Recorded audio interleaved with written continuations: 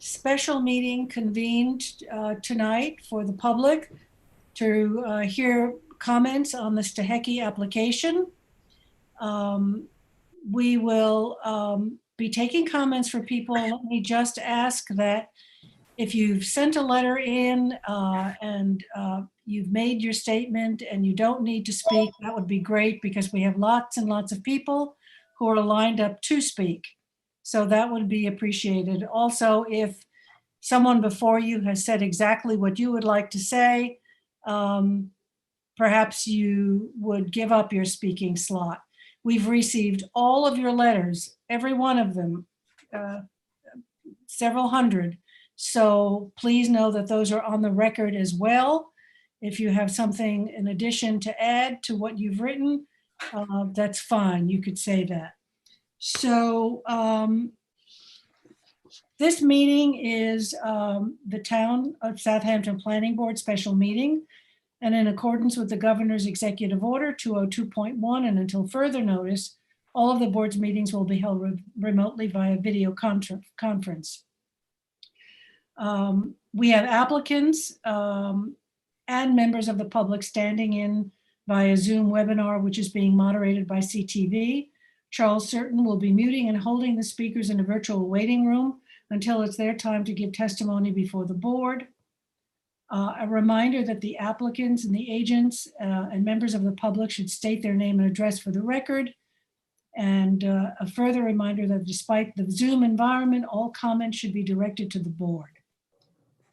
A link to participate in this meeting via Zoom can be found on the town's website.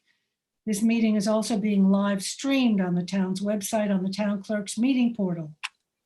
If you are having difficulty accessing the meeting, please visit the town clerk's meeting portal and click on the instruction link. Public comments can be made via Zoom, by email, or by uploading them to the town clerk's portal or the planning board's page. Unless otherwise stated at the end of each hearing, the applications will remain open for written comments from the applicant and the public for 30 days. Those comments can be made via email by uploading on the town clerk's portal or under the planning board's meeting page. So these are the governor's orders during these COVID days. And with that, I will ask Mr. Secretary to take a roll call.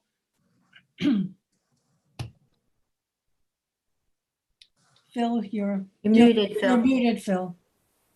I apologize. My phone rang, so I muted myself. Okay. Chair LaFaro. Present. Vice Chair Finnerty. Secretary is here. Board Member Long. Present. Board Member Zuccarelli. Present. Board Member Burke. Present. Board Member Blaney. Present. We are all here, ready to go. Okay, can you please join in for the Pledge of Allegiance? I pledge allegiance to the The flag flag of the United States of America, And to and the the republic Republic for which which it it stands, one one nation, nation, under under God, God, indivisible, indivisible, with liberty liberty and and justice justice. for all. Thank you. So the applicant's representative tonight, can you just tell me who will be speaking? Mr. Gilmartin, you'll be speaking? Both myself and Mr. Voorhees will be speaking tonight, and that's it. Okay. Thank you. Yeah, if you could just make a brief overview because most people know why Chairwoman- they're here. Chairwoman LaFaro, before we Yeah. get there, is it Yeah. okay if I, Please. first of all, I just want to say that we have the appropriate affidavit of posting to commence the hearing, so we're good on that. I received that today. And just because there has been some confusion as to, what this process is and what we're doing here, I just want to kind of give a little bit of an overview briefly, just so everybody understands it. The application is currently being considered by the planning board, number one, pursuant to the state environmental review process, when the planning board declared itself lead agent after a coordinated review letter from the ZBA relative to an application by seeking to go from one non-conforming use to another non-conforming use. So that's the first aspect of this. The second one is concurrently the application for a site plan having been submitted by the Mission Conference, and that is what is taking place tonight. This, as you know, is the second of those two hearings. At the end of this hearing and public comment period, there will be a pre-submission report. That report will address both pre-submission comments and recommendations with respect to the site plan and comments with respect to a determination in connection with whether the action before the Zoning Board of Appeals of going from one non-conforming use to another non-conforming use should be considered a type 1, type 2, or unlisted action for State Environmental Quality Review Act purposes. So those are the two things that we're going to be looking at the planning board level. That's what this hearing is about, and the pre-submission report will follow thereafter.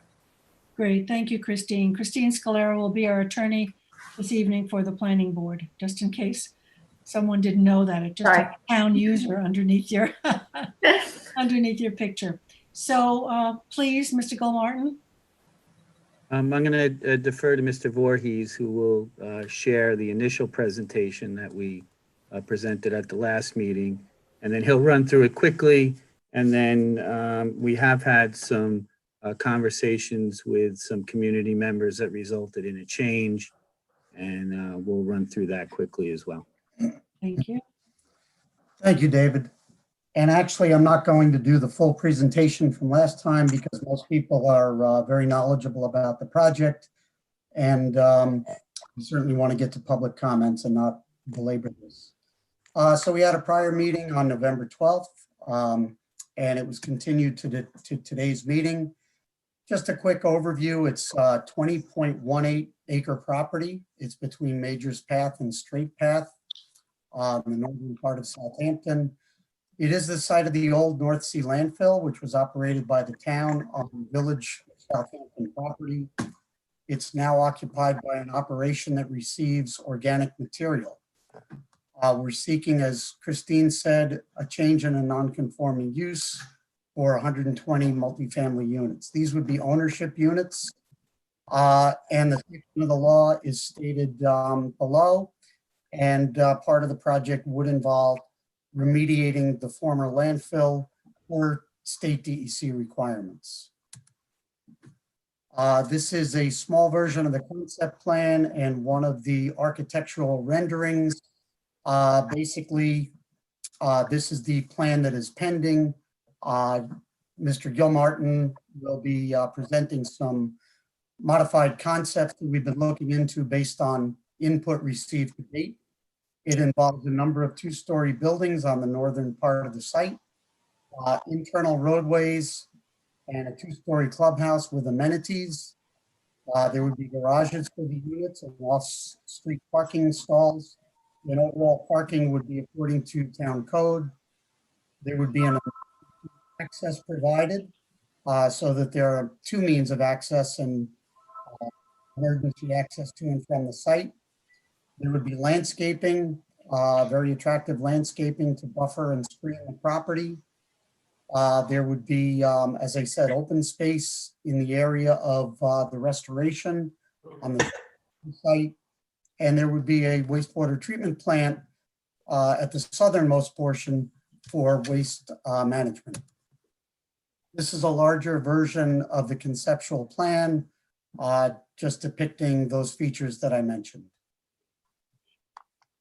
And these are examples of the type of architecture that Engel Berman, our client, would be looking to do. Very attractive traditional materials, traditional architecture, and nice articulation of features in a Hampton style. So that's really just a quick overview. I don't think we need to spend any more time orienting the board of the public, but David and I are here if you have any questions.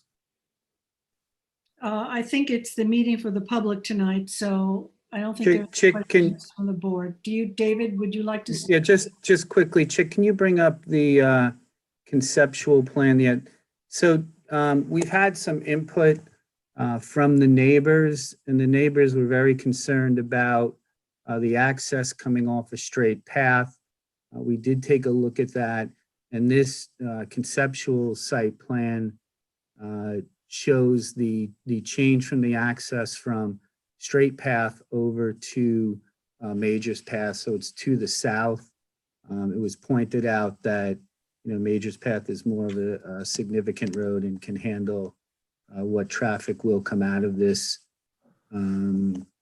project if it gets approved, and that straight path wasn't appropriate.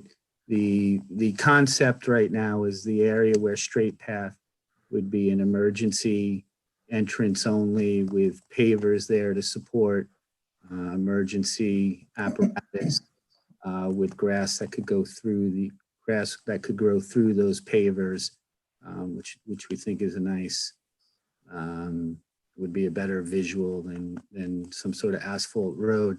So we've had some input with some of the neighbors, and we've made that change. We're certainly open to talking to any neighbors that would like to speak with us about parts of the plan that bother them, and happy to talk and happy to listen tonight and work through what, as Christine pointed out, this is a pre-submission conference. You don't actually have a formal application before you. But, we look forward to working through the process here. Happy to have the input that we've gotten so far from neighbors, and happy to talk to anybody and happy to listen. Thank you, Mr. Gilmartin. Can you stop sharing the screen?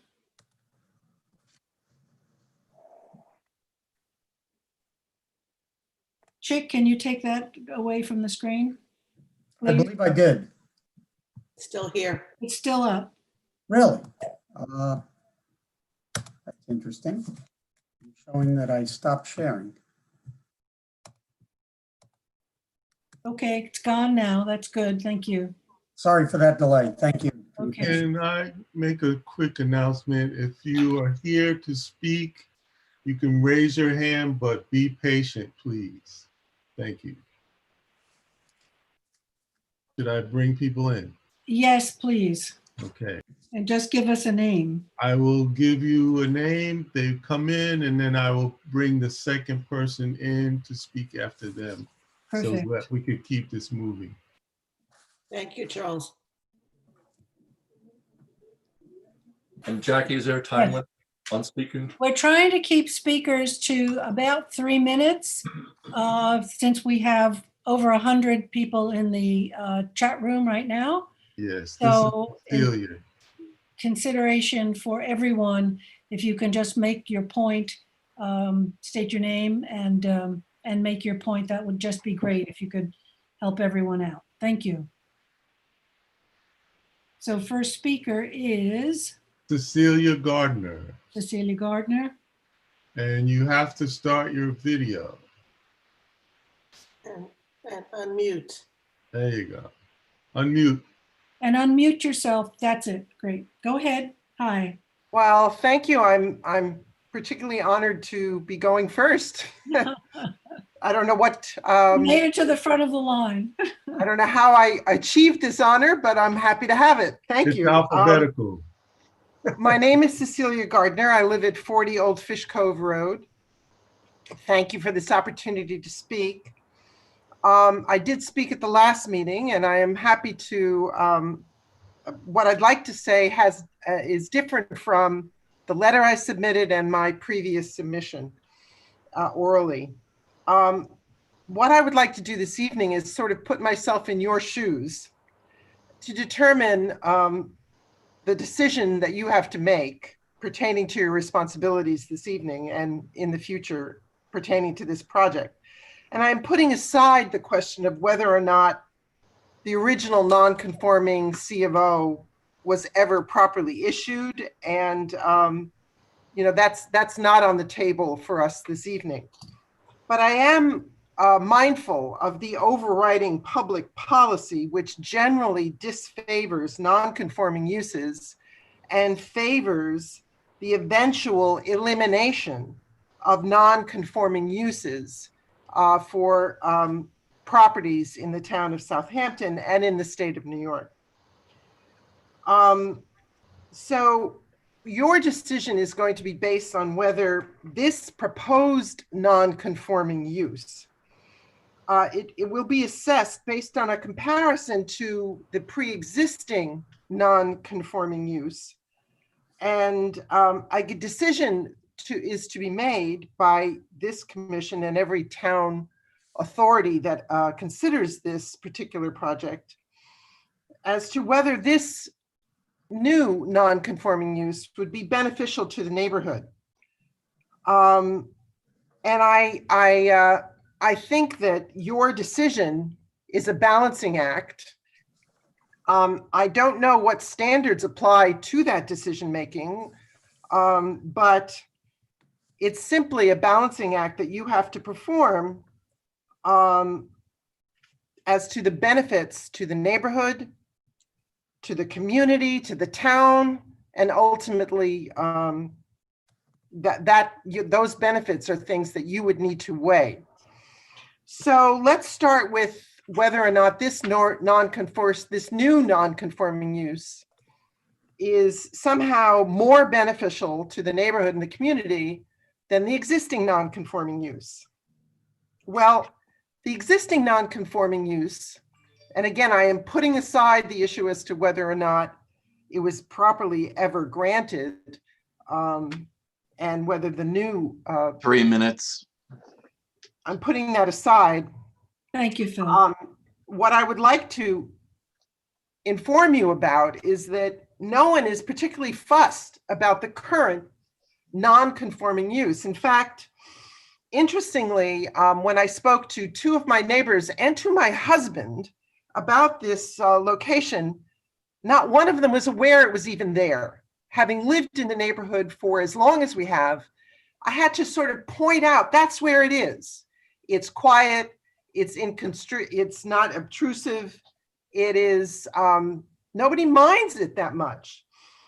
Compared to the current proposal, which, as you can see by this evening's activities, by the hundreds of letters that you've received, everybody in the community is fussed and objects to the proposed non-conforming use. In fact, the community is pretty outraged that an unprecedented development of 120 condos in a neighborhood like this, which would fundamentally change the character of the neighborhood, which would triple the population, would strain our facilities, would increase the traffic, the noise. There is an enormous amount of objections to this proposal. So if your weighing of benefits is what drives your decision, that is simple. The previous non-conforming use, no one was particularly fussed about. This non-conforming use, everybody is fussed about. Ms. Gardner, you've made I'm going your to point finish up now. on I'm going to finish up non-conforming use. now. Can you? I'm just Madam Chair, can I just make a clarification point? I just want to be clear that the relative to the non-conforming use, this board's job and function is not to determine that whether or not make a decision on whether or not that should happen. Their function here is lead agency for purposes of environmental impacts from one to another. So just so we're clear on that, this board's role has to do with the environmental designations and process with respect to the non-conforming use. Just wanted to make that clear. Yes, I appreciate that. And I think my arguments here have been completely consistent with that particular assessment that is the obligation of the board, especially in light of the fact that there's no particular mediation or remediation of the environmental impact of the current use. And there is a tremendous amount of negative impact. Right. As long as you understand that they're not deciding whether or not it is or should happen. They're deciding the environmental impact designation of That's what I'm arguing. Right. Right. I hear That's you. what I'm arguing, that the impact is tremendous with this new non-conforming use. Okay. And given the strong bias to bring this property back to a conforming use that would remediate the environmental impact of what's been going on there to date, given the community clarity that the proposed non-conforming use is not beneficial to the neighborhood, negatively impacts environmental standards, is in fact much worse than what's going on now, I would ask you to make a decision that results in this project not going forward as proposed. And thank you for your time. Thank you. Is Mr. Johns, are you next? Yes, he is. Okay. Please, we're going to try to keep it within 3 minutes. So floor is yours.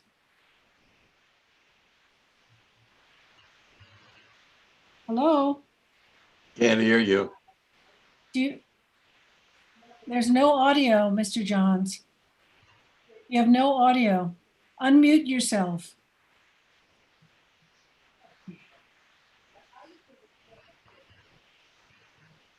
Hello? No, there's no audio. Well, he's got to turn up his volume. Let's go to the next and we'll come back. Okay, is that Matt Zakowski? Yes. Okay, Mr. Zakowski, you're on. Yes, it is. Yep, please. Good evening, everybody. Can you hear me okay? Yes, fine. All right. Thank you for your time, and I appreciate you giving me the opportunity to speak to the board. This is Matt Zakowski. I live at 21 Cove Neck Lane, and I have lived in Southampton for 45 years. I have seen this community change drastically, most memorably after 9/11, and it has continued. As we all know, there are more people, more traffic every morning. If anyone is coming from the western portion of the town to the eastern portion of the town, you know the traffic that I'm speaking of. As a relatively new homeowner in this area, I live directly behind the proposed project, and am extremely concerned about the increased density to our community, especially our roads. As a firefighter, a paramedic, and a law enforcement officer, I see the direct impact of increased traffic, speed, and numbers. They're talking potentially 120 condos in the area. Let's figure there's 2 vehicles per unit.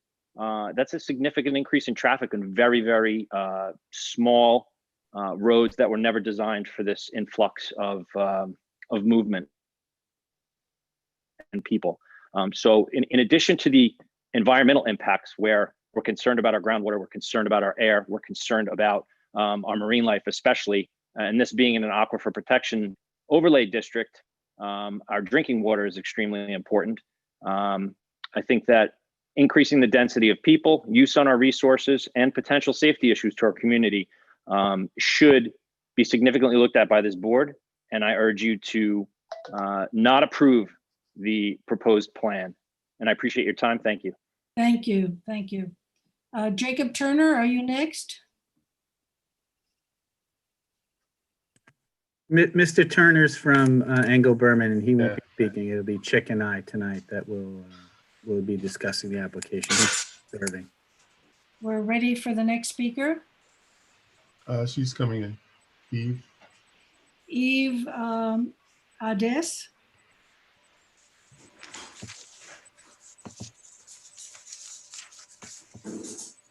Hi. Hi. My name is Eve Addis. This is my wife, Ruth.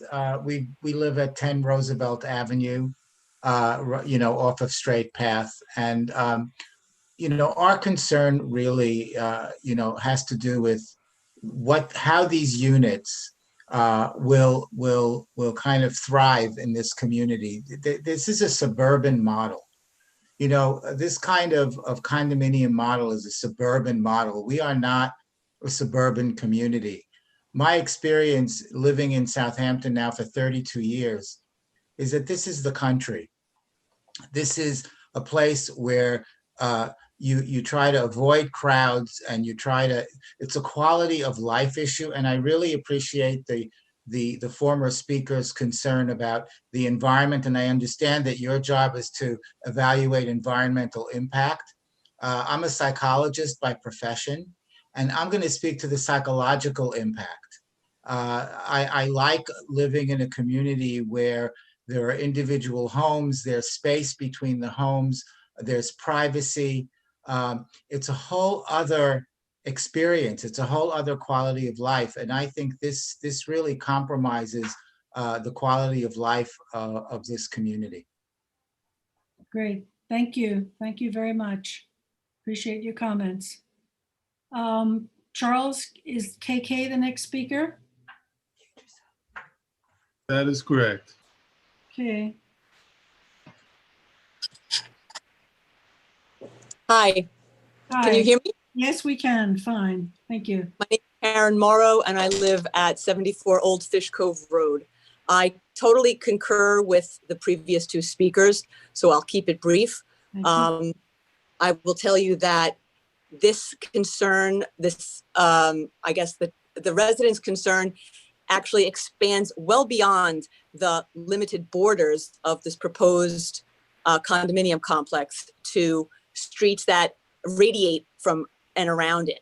So I don't live exactly on the border of this exact proposed condominium complex, but there is community solidarity against this proposal.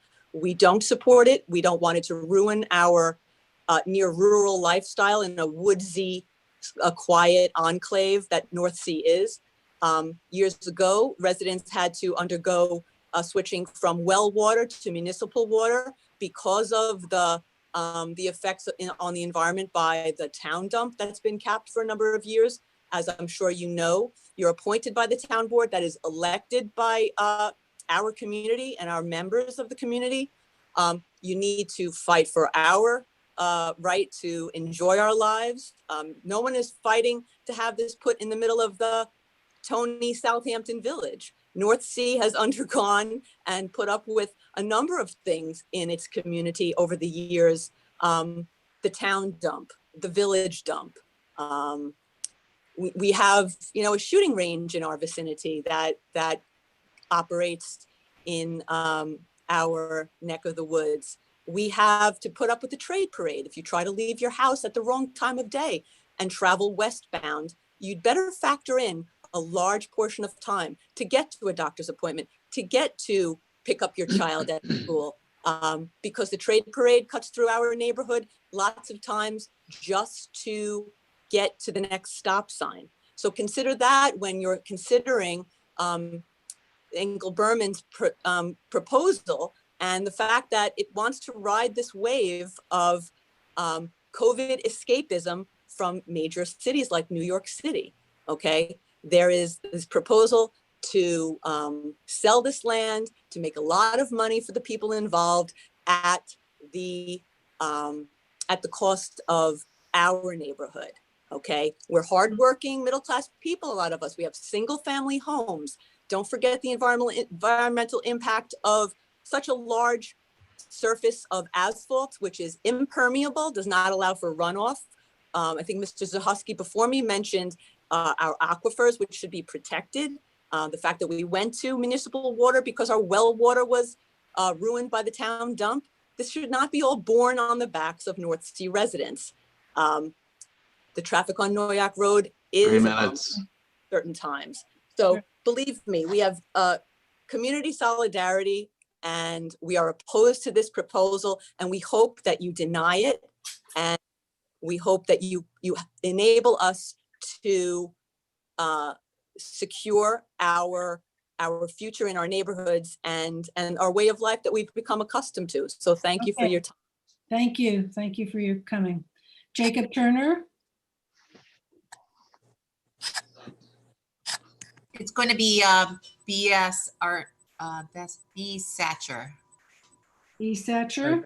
Madam Chairwoman, Mr. Turner's part of Engel Berman, but he won't be speaking this evening. Okay. B. Oh, boy.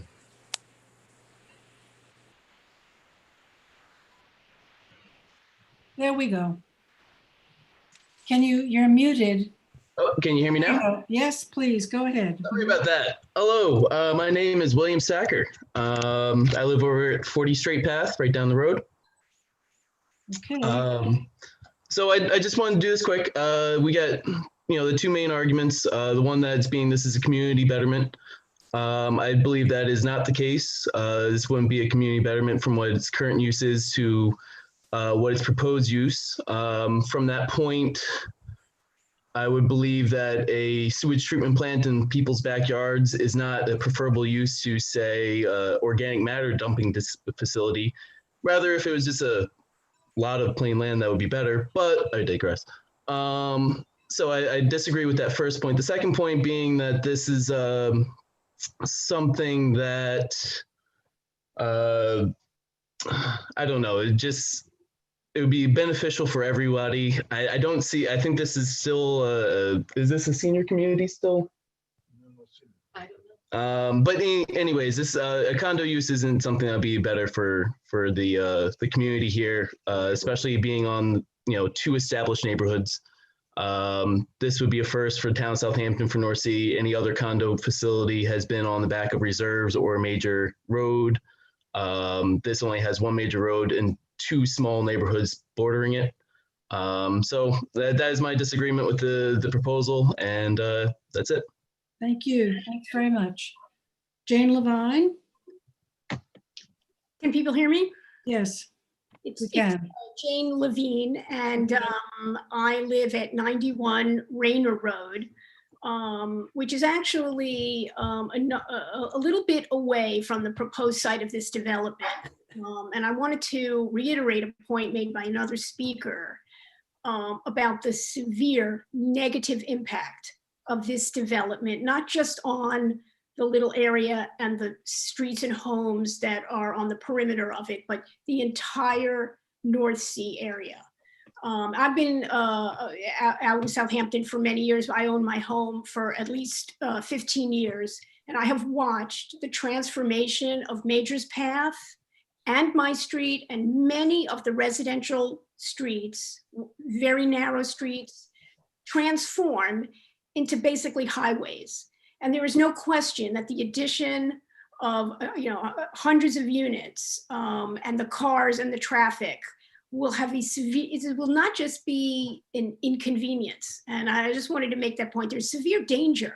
The roads are not built. Major's Path was not built to handle this level of traffic. I spent a lot of time on Major's Path driving around. We all know what the traffic situation is. Kids can't play, people cannot ride their bikes on the roads without taking their lives into their hands. I cannot get out of my driveway between 3 o'clock and 7 o'clock without having to like, get onto a highway. So I wanted to reiterate that the change from what is now a quiet, totally acceptable use of that land into something that, as other speakers have said, is going to tax the infrastructure and transform the community really should not be approved. And I couldn't stress that enough. Thank you for listening to me. Thank you. Madam Chair, we're getting a lot of talk in the chat room. We're not trying to limit the amount of people who can be in the chat room. There's just a set amount. So if you can, after you speak, sign out. You can watch this live on YouTube, but it will give room for other speakers to get in. I believe, Claire, you've been stressing this through the chat, but I wanted to take a second so that people understand that we're not keeping you out, nor do we not want to hear you, but there's a limitation of how many people can be in the chat room. So after you've spoken, if you could sign off, and it'll allow more people to get in. Is that correct, Charles or Claire, or am I correct? That's correct. I was just going to say that. Totally correct. Thank you. Okay, thank So you. if you please, after you speak, sign off, pick it up on, watch it live on YouTube, and allow other people to get into the chat room so they can speak. Okay, thank you. Thanks, Robin. Elise Dreyer? Hi, my name is Elise Dreyer. I live at 8 Spinnaker Way. Before I get into my comments, though, I want to address this issue with the access, because my own view is that when people have been trying to get in for about 40 minutes, they've probably now just decided to leave and not come back. They don't know that room can be opened up on any sort of rolling basis. I've made an announcement over and over in the chat. No, we haven't seen, I'm actually the one who's been messaging you about the issue, and we haven't been getting any of those chats because we are not participants in the Zoom until you allow us into the room. So your chats responding to our concerns have not gone to anybody that's participating in this meeting. So nobody, I don't believe, is aware. And certainly the people who were not allowed into the waiting room have not been made aware that they should. The chat go to everyone. Sir, it did not. I can tell you that for sure. In any case, we made an announcement. The meeting is not over, and we're going to try to get everybody. So absolutely. Let's all be patient. Why don't you go ahead, Ms. Dreyer? Absolutely. So and there are more saying they didn't get it. So as everybody else does who's here to speak, I strongly object to this. My property abuts the proposed site at 1205 Majors. And actually the proposal would mean that the rec center or entertainment area would basically be right outside of my backyard. I've submitted a letter, but I wanted to bring a couple of things up on the public hearing. First of all, I think it's really important for the board to be aware that the legitimacy of their certificate of occupancy for the existing non-conforming use is being actively contested in court. I believe Mr. Gilmartin said at the last meeting that it was settled and done and dusted, and I can assure you that that's not the case. It is in active litigation. We believe that that non-conforming use was procured through mistruths, misrepresentations, and at least one false affidavit that was prepared, procured by, and notarized, I believe, by Mr. Gilmartin himself. I've sent a letter giving a brief explanation of this. I also sent in a copy of the petition before the Supreme Court for Suffolk County, and I do believe that it would be in the board's interest to review that, and certainly in the community's interest. We fully expect that that will take a very long time to work its way through the court system, as most things do in court systems, as you all know. So even if eventually this were allowed to go forward, I would think that doing anything expeditiously is not really in anybody's interest, because I imagine that if it's found that the initial non-conforming use doesn't hold up under scrutiny, that anything that was built on the site wouldn't be allowed to stay, and there could be a massive problem later down the road. So that's one thing I wanted to raise. Secondly, at the last meeting, the developer was making a big deal about how he was doing a service to through council, doing a service by cleaning up the land. And we strongly disagree that this is a winning argument. What's been under the ground has been sitting there for over 50 years. It hasn't been bothering anybody. We've seen no evidence that there's a problem with our drinking water. Nobody's gotten sick. And moreover, they're not planning to cart most of the stuff away. They're just planning to cap it so it would stay in the land. So I don't think that this should be something that sways this board. Finally, obviously, we also object for all of the reasons given about the traffic and the noise and the stresses on all of the resources up here. Two other points. One is I understand that Mr. Stahecki has told, the owner of the property, has told at least 2 people that he does not support the condo development, that he does not think that it would be in the benefit of the community, and that he would prefer that it not go forward, which is important, I think, for the board to know that the current property owner doesn't 3 minutes. support this. And finally, I just want to point out for the record that I don't object to normal development of the land. Certainly, we fully expected that single family homes conforming with the zoning requirements would be built behind our property. So I didn't expect it to stay a wide open piece of land. But we're being told that that's not financially sufficient for the developer or for Mr. Stahecki. So they wouldn't potentially be able to make the windfall that they're looking for. But I don't think that should be obtained to the detriment of everybody living in the neighborhood. So thank you for listening, and we appreciate your consideration. Thank you. And for those people who want to go to YouTube, you go to YouTube and you type in CTV Southampton. So that's how you can continue watching the hearings. Thank you. Is Lee Arters next? Hi, I'm Hi, not please. late. My name is Emily Damone. I live at 64 Johnson Avenue. I live next door to Lee. I signed up for the meeting. I couldn't get on, and he emailed me and said, come over. So I ran over. Okay. Your name, please, your name again? Emily Damone. Okay. Thank you to everyone for holding this meeting during the holiday season. I just wanted to, I agree with all the people that spoke prior to me. I wanted to mention some things about Engel Berman, the developers. They say they are the largest real estate developers on Long Island.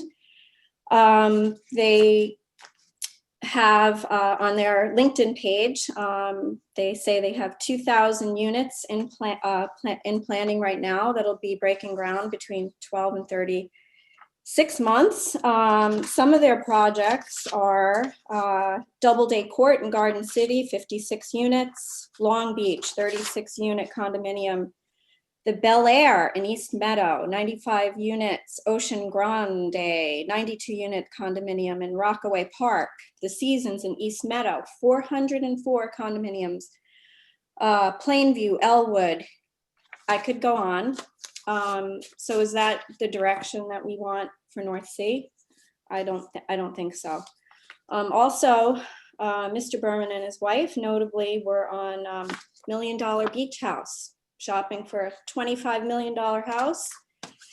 Probably not next to a 120 unit condo facility with a sewer treatment plant.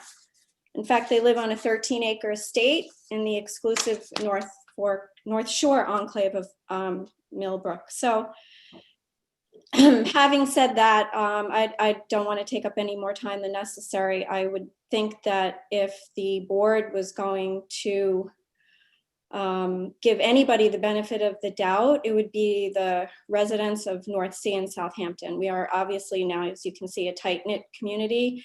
We may not all know each other, but we are neighbors and we are going to stick together. And I hope that the town of Southampton does the right thing for the town of Southampton and for the community. Some people on this call and that have expressed opposition, their families have been here since the beginning, 1640. There's multi-generations living here. There's, this is a place where first-time home buyers, children of people that grew up here can afford to buy a house. And Okay, there's much more to say, but obviously it's 3 minutes. So thank you very much and happy thank holidays. you, thank you.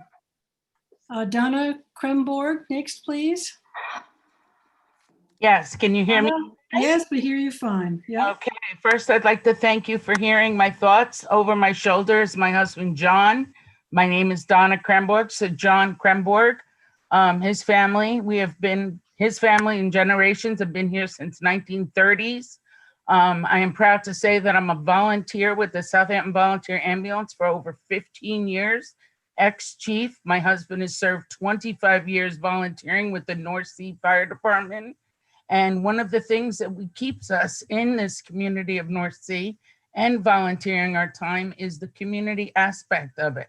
As you can tell, I know that growth happens year after year, but this size of a project to take away so much open land, I think is outrageous. And as years go by, our call volumes go up. We continue to treat every resident as if they were our friend and family. And I just think a project of this size in this location is simply outrageous.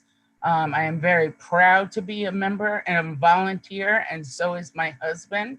But I just think the location, the size, the scope, and the destruction of all that open land to put in 120 condos is simply outrageous.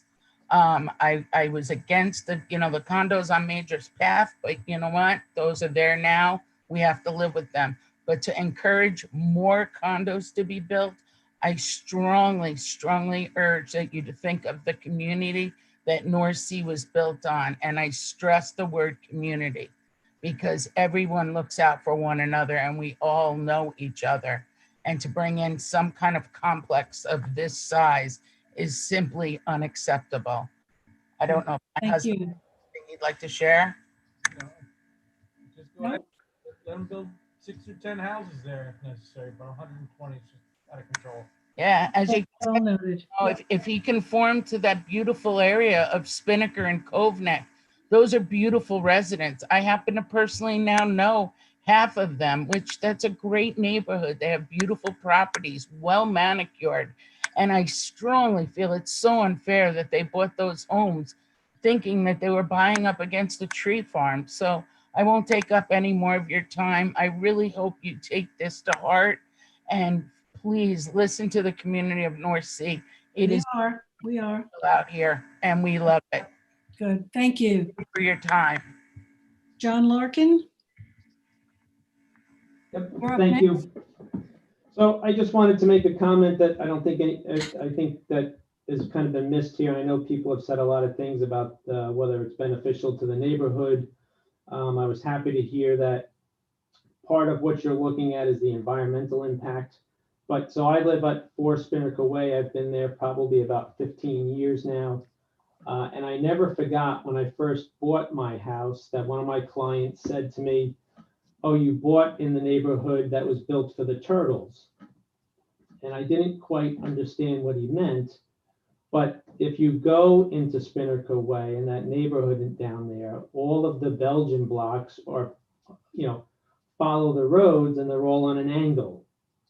And whether that's true or not, but the point was when they built that development, my understanding is they made all the Belgian blocks be put in on an angle so that the turtles can get across the road. Mountable, right? And I'm not going to make a joke here, and it's kind of silly, but it's not. But it goes to the point of the neighborhood where all of the utility lines are buried, all of the properties are restricted to 50% clearing. There's deer, there's turkey. It's a very, as everybody said, it's a very lovely, lovely neighborhood that this board and some of the other boards, I'm sure, when they wanted to build this development, structured it so that it was not overly developed and it was a very low density, family friendly type of neighborhood. And what's being proposed here spits in the face of that whole initial setup. And I don't understand why anybody would allow that into this neighborhood. It's so wrong. And it's not right. So that's my point, and I won't take up any more of your time. Thank you. Well taken. Thank you. I have Susan Johns here. Hello. Hello, and your name? Hi, I'm David Johns. David Johns. I'm the okay. guy who couldn't figure out how to unmute my computer. Okay, earlier. now you're back. Oh yeah, you were number 3. Thanks so much for hearing us. We're at 14 Cove Neck Lane in North Sea, and very grateful to have a chance to express our opinions here. I've spoken twice at meetings last fall. I've sent a letter, but I'm going to be brief, but I want to mention one point that I did not mention in my letter that I sent recently.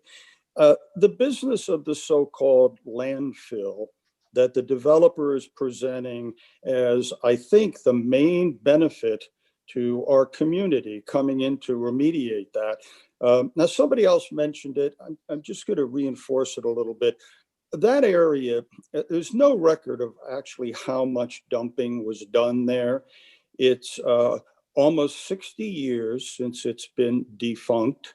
Whatever is in the ground has been decomposing for almost 60 years. There is no landfill per se. There is no hump in the ground.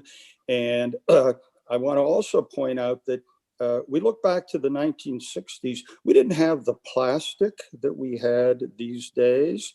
We also didn't have the impact of population. The village was a much smaller place in 1960. We didn't have the impact of summer people in 1960 that we have today. So I think we have to flash back, not view our area the way it is today, but view it the way it was then. North Sea, number of farmers in North Sea, we know who they are, and some summer cottages. So North Sea was not a populated area. The other point is, I have to assume that Mr. Stehecki, as a businessman, knew the history of the property before he purchased it. And yet he purchased it, apparently didn't see the former dumping area as a hazard to him. He proceeded then to dig in that property for many, many years. Again, not looking at that as a hazard.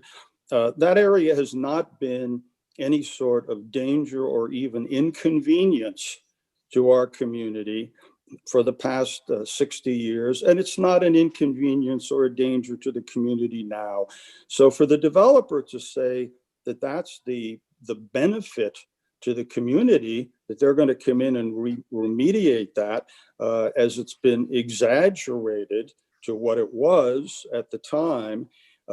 And if that's the benefit to the community, well, I have to say that We're the community. The people who spoke here tonight, all the people that are waiting to speak, we're the community, and we don't see that remediation as a benefit to us.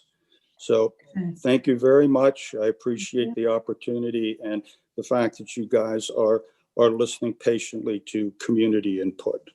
Thank you, Mr. Johns. Rachel Darby? Hi, can you hear me? Yes.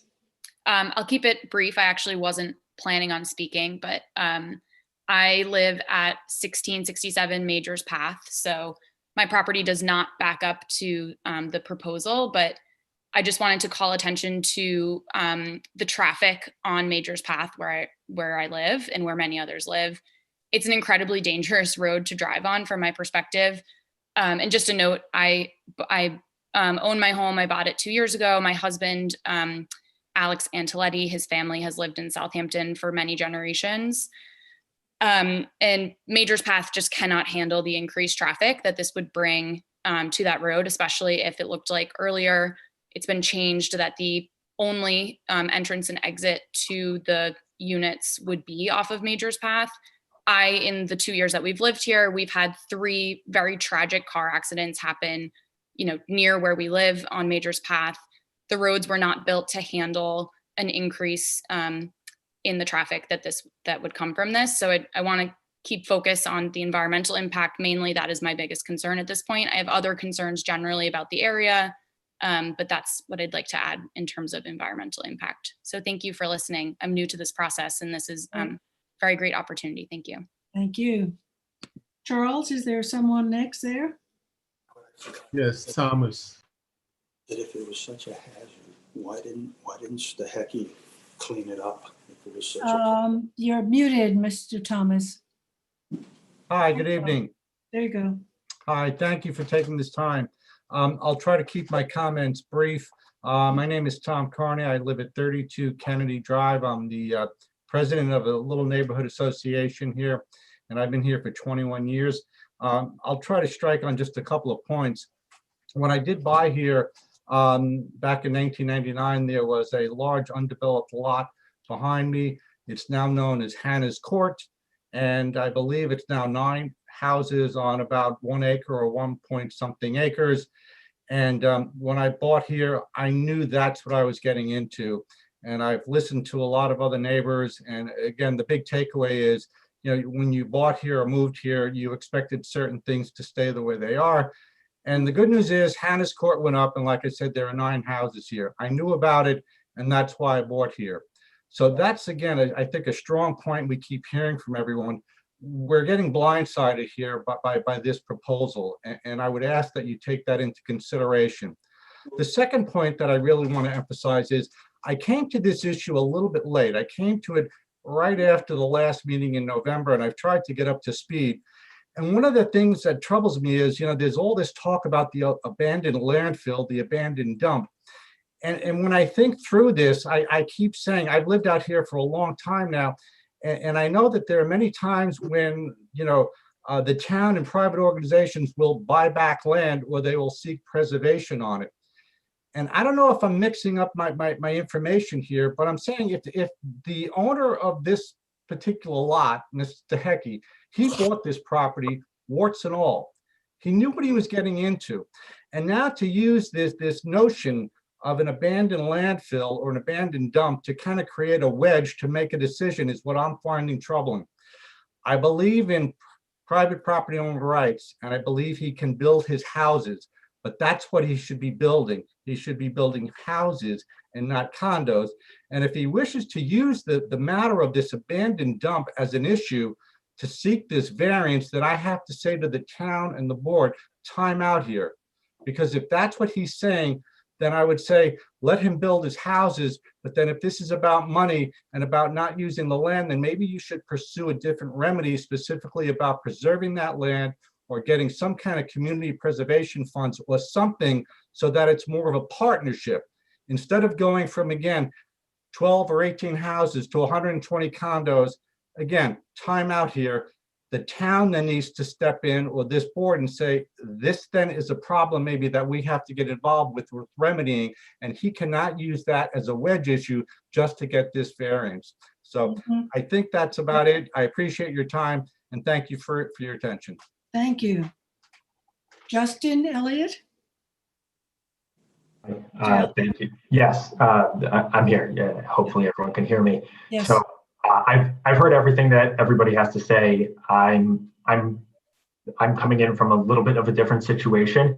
I don't actually have a house in the area. My wife and I and our 2 children were looking at a house, looking at several houses in the area, and we were told by brokers, "Don't worry, this is going to be 10 homes, 12 homes. It's not going to be any big thing." And after some digging on our own, we came across this project, and have to say that just from a different perspective, people have spoken about the environmental impact and the traffic and all the other impacts, but from the impact of or from the view of a prospective purchaser, if something like this or even close to this were to get approved, it changes the character of the neighborhood, and it would no longer be an area that we'd be interested in purchasing in. So just for all the homeowners that are living in the area, I'm sure not only do people have to worry about quality of life in the area, but at some point people tend to worry about resale value. Just from that perspective, speaking as a purchaser, a prospective purchaser, this is not something that I would want to move next door to. Okay, thank you very much. Jacob Turner? No, Paul Darby. Paul Bolo. Paul Bolo. Yes, Mr. Bolo. Yep. Please. You have to unmute yourself. Unmute yourself. There's a mute button on the lower, there you go.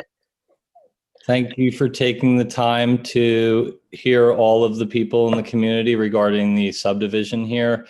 It's somewhat, it's for me, it's seriously unsettling to consolidate 120 units on 10 acres, to take a 20-acre lot like this and then propose, just the idea of proposing 120 acres, and I understand how the development process works, is somewhat unsettling.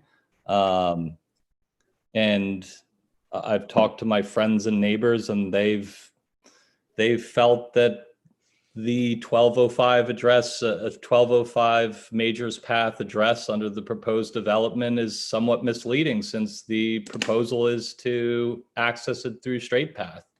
The planning board, when the subdivision that this is adjacent to, right off of Majors Path, when they allowed that subdivision, there was an additional access, a third access point, I believe on Spinnaker, that was a requirement of granting the subdivision adjacent to this. So any type of proposal, in my opinion, for the idea of planning high density houses in this situation is unsettling. I mean, this level of density, it's not solving any problems. It's adding insult to injury with what's occurred in the neighborhood over time and what you have gone across the street. So I'm fine with the organic tree farm and composting that happens there. And I hope that I do want the board to recognize that it took me a significant amount of time just to get onto the Zoom meeting because it's limited by 100 people. So there are people waiting in the wings that can't even participate right now. They can't watch their neighbors speak on the topic of this subdivision because the technology limits it to 100 people. So not being able to hear your friends and neighbors, whether they're objecting to it or for it, is a limitation right now that we're experiencing in today's day and age because of what's happening. Right. And I just thank the board for their time, their concern, and their ear, and hearing all the objections regarding this proposal. Thank you. Mr. Williams. Thank you. To be clear, you can watch it separately. But people need to leave after they speak to allow for additional people to speak on it all. So we made that announcement at the beginning. Right. We reiterated it. Okay. I was prompted several times when I pressed on the numerous links to not only Zoom, but the town portal, that it was limited to 100 people. On the town portal, you can watch it live on YouTube. YouTube. So we made that announcement at the beginning of the meeting, but we spoke a lot, so maybe people missed it. So we'll reiterate it. We'll keep coming back with that. Thank you. Thank you. Mangano, Laura, and John. John. There you go. Hey, all. Thanks. We'll keep it quick. We built our house here 21 years ago. 5 Millstone Brook Road. Yeah, we're on the corner of North Sea Road, Millstone Brook Road. Anyways, it's a little too much, too fast. The traffic is out of control. We used to have traffic in front of our house in summers, and now it's literally thousands of cars in front of my house every single morning, starting at 5:30. There's no infrastructure improvements to support any more of this building that's going on. They just put in the Sandy Hollow Road complex. And so it's not able to sustain this.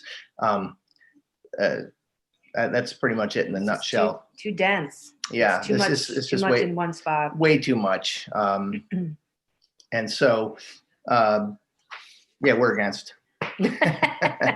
Okay, thank you. Thank you for coming. Mr. Gonzalez, Joe Gonzalez, you're muted.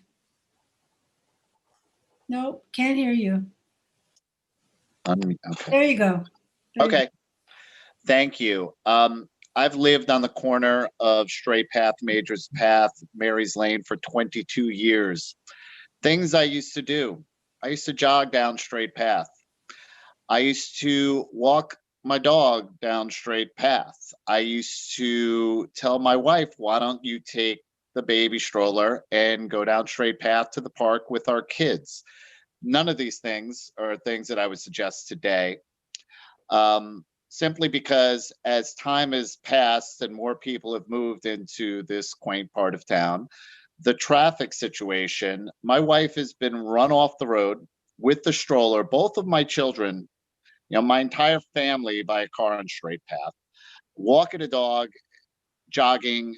These are all issues on a day-to-day basis. You're risking your life. And we're talking about adding 120 units to this situation and multiple cars and more traffic. There's no way to change the existing infrastructure of the streets and to make that better. And one other thing I'd like to point out, about 2 years ago, I planted a new tree in my front yard.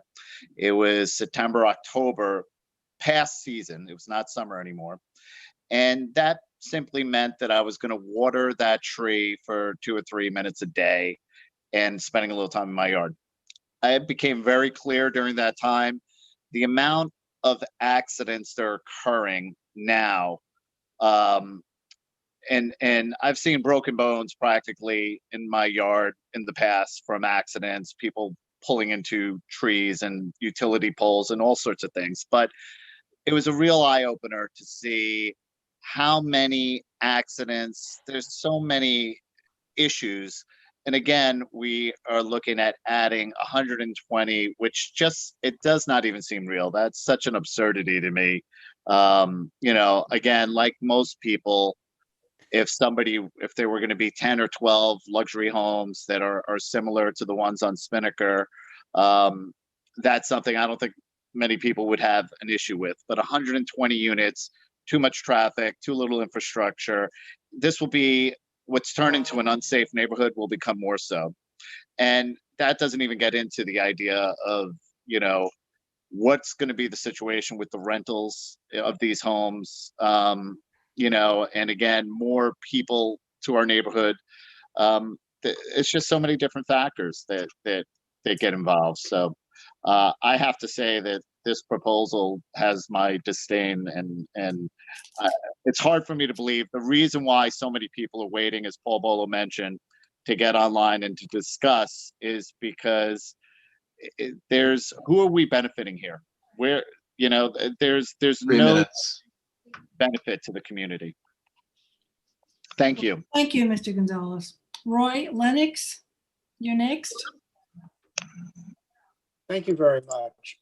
My wife, Jennifer Doyle, and I live on 6 Spinnaker Way. like our neighbors next door, we're going to have the recreation center and the swimming pool literally right behind us. Can you move So, back a little? yeah. So this is obviously a problem.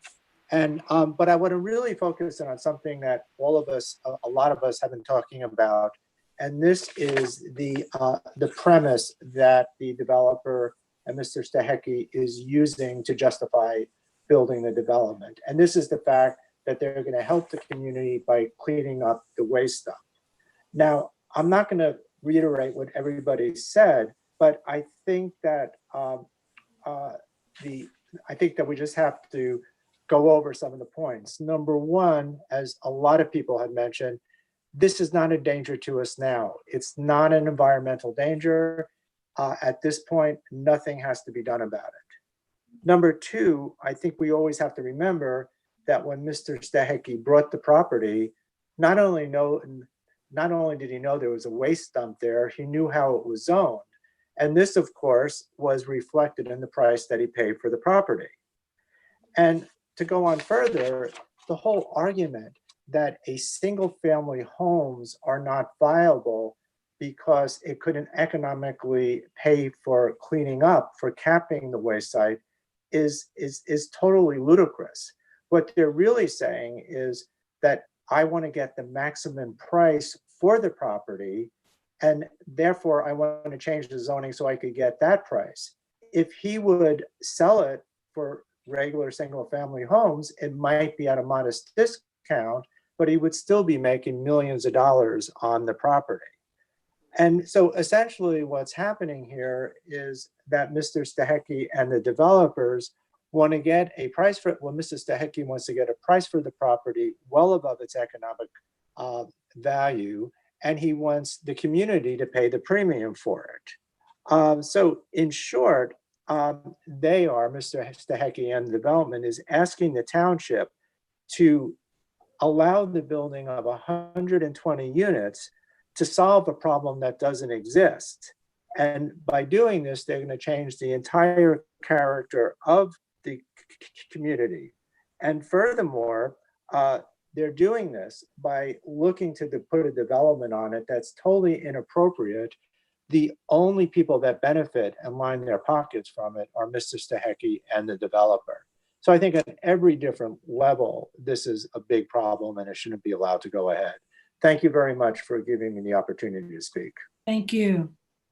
Robert Simonson, please.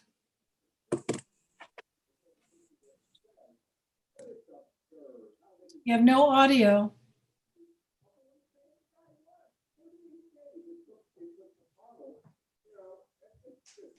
Can you in? You're muted. There you go. There, no, he's muted. Turn up your volume. You have to turn up the volume. I'm gonna let someone in while he. Can't hear you. Do you want to let Jacob Turner in? While you work on that, we'll let someone else in and then you can come back. Who are we letting in now, Jacob Turner or John Clark? John Clark. John Clark? Yes, hold on, I want to make sure. My name is John Clark. I live at 22 Old Fish Cove Road. I bought my house in 1984, so I've been here for quite a few years. I wanted to address a couple of quick bullet points. The traffic on Majors Path, opposite the proposed entrance to this particular project, you have the existing landfill, which is very heavily trafficked by people in the surrounding community, not only to deposit their waste and recyclables, but also this landfill accepts brush and leaves, unlike other landfills. I know someone who I work with who lives in Sag Harbor that travels here with their leaves in order to deposit their waste. Adjacent to the landfill, you have SYA. During the winter months, it's fairly quiet, but during the summer months, that only adds to the traffic to Majors Path. The intersection of Straight Path and Majors Path was a subject of a town board meeting about 10 years ago as being a very dangerous intersection. I believe a Mr. Gonzalez lives on that corner. He was a previous speaker. He alluded to the problem and the accidents that occur on that intersection. Nothing has been done with that intersection, so it remains as a dangerous intersection. You've got people in and around the Spinnaker Lane development there that was put up about 15 years ago. The houses probably range between $1.3 million to $1.5 million. What do you think is going to happen to the value of those homes when you build a 120 unit condo building directly adjacent? That is an incredible financial impact on those people directly. Lastly, keep in mind that you are limiting this to 100 people. How many other people have tried to get in? 3, 30, 300? You don't really know.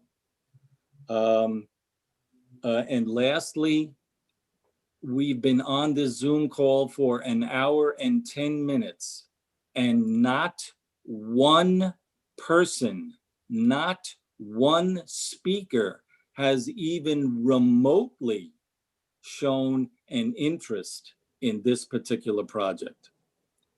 Thank you very much. I hope you have a good evening. Thank you, Mr. Clark. Are you able to get some audio? Still not. Okay. Barbara Fair.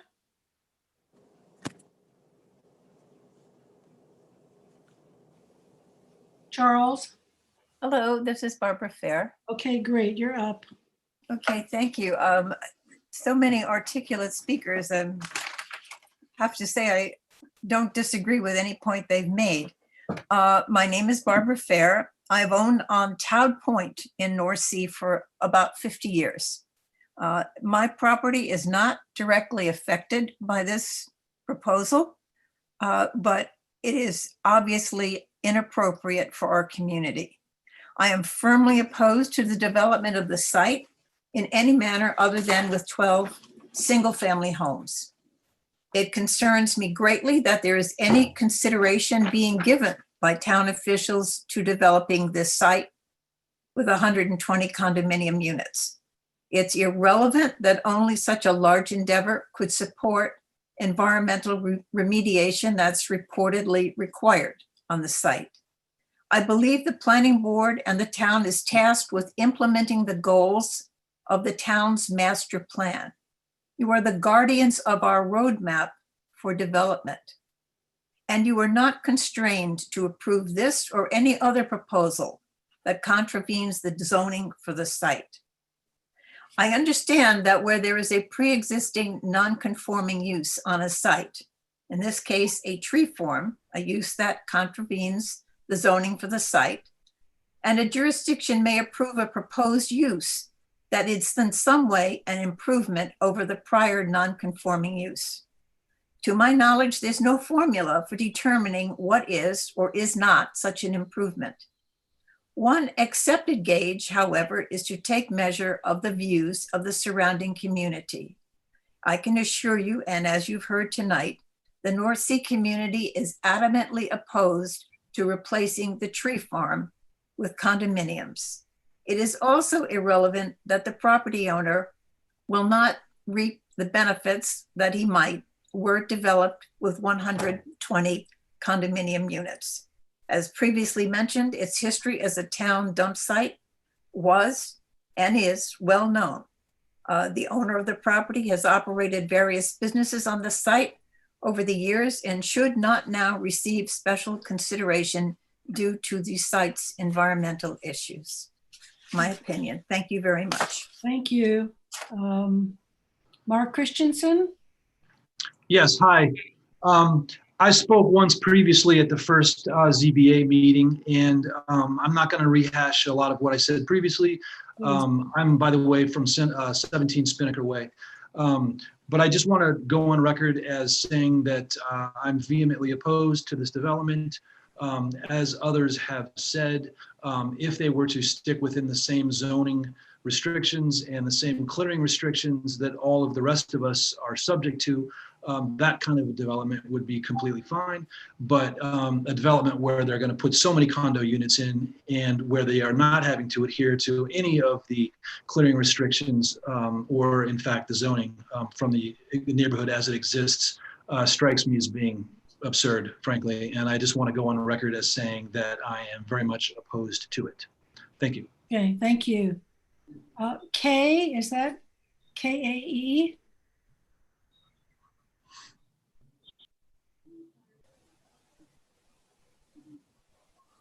Charles, you want to help out here for the next speaker?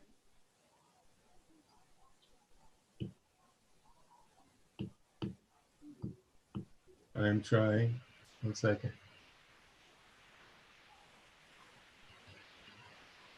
Okay. Unmute. Can you unmute, please? Thank you. And your name is? You muted yourself again. You're muted again. Hi, I'm Jennifer Bachhouse. I live at 89 Straight Path. I live almost directly across from the entrance, the original proposed entrance. This is a very important meeting for us to attend. We are actually celebrating my husband's 50th birthday tonight at a Zoom meeting. Last meeting, Mr. Gil Martin challenged the community, saying that there weren't enough people in opposition. Well, I think that came through, and I think the community came together very strong. We are here to say that we oppose any amount of condos, whether it be 120 or 25 at any entrance, whether it's on Straight Path or Major's Path. It is not with the essence of our community. And that is it. And we agree with everything else that everybody has said. Here is my husband. It's his 50th birthday. That's enough. Happy birthday. Thank you guys very much. And for my birthday, I would like these condos to go away, if that's okay. With a bump. Thank you. I'm a local guy, whatever. We lived here 20 something years. I haven't spoke to one person who thinks this is a good idea. Not one. Getting breakfast, getting no one said it's a good idea. And if this wasn't a Zoom meeting, a real come down to the town hall and we'll get people there. North Sea could wrap that place in people. It's almost kind of getting snuck in where this isn't the way that North Sea can come together and show. I mean, all this intricacy kind of stuff. Like there's 11 homes supposed to be built, and then they said, okay, Stahecki goes, oh, I want 15. I could see you guys looking that up and saying, okay, well, that's what a zoning, there could be a variance from 11 to 15. That makes sense. Just to say 120 homes, that's crazy. Like, why are you even listening to this? Should have just been an instant no. And it's crazy. But I don't know how you do this or why you do this, but I don't even know why we're all wasting our time on such a joke as these condos. But I don't know. Have a great day.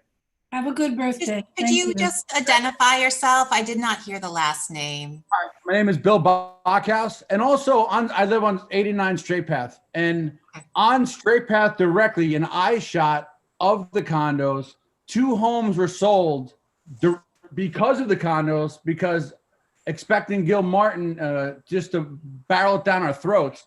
And there's one other house in contract, and this is directly because of the condos. People are scared. And we live in here for 20 years, and people are scared. It's a shame that they're coming into a small, tight-knit community and trying to throw this disaster in. It's disgusting. Thank you. Thank you.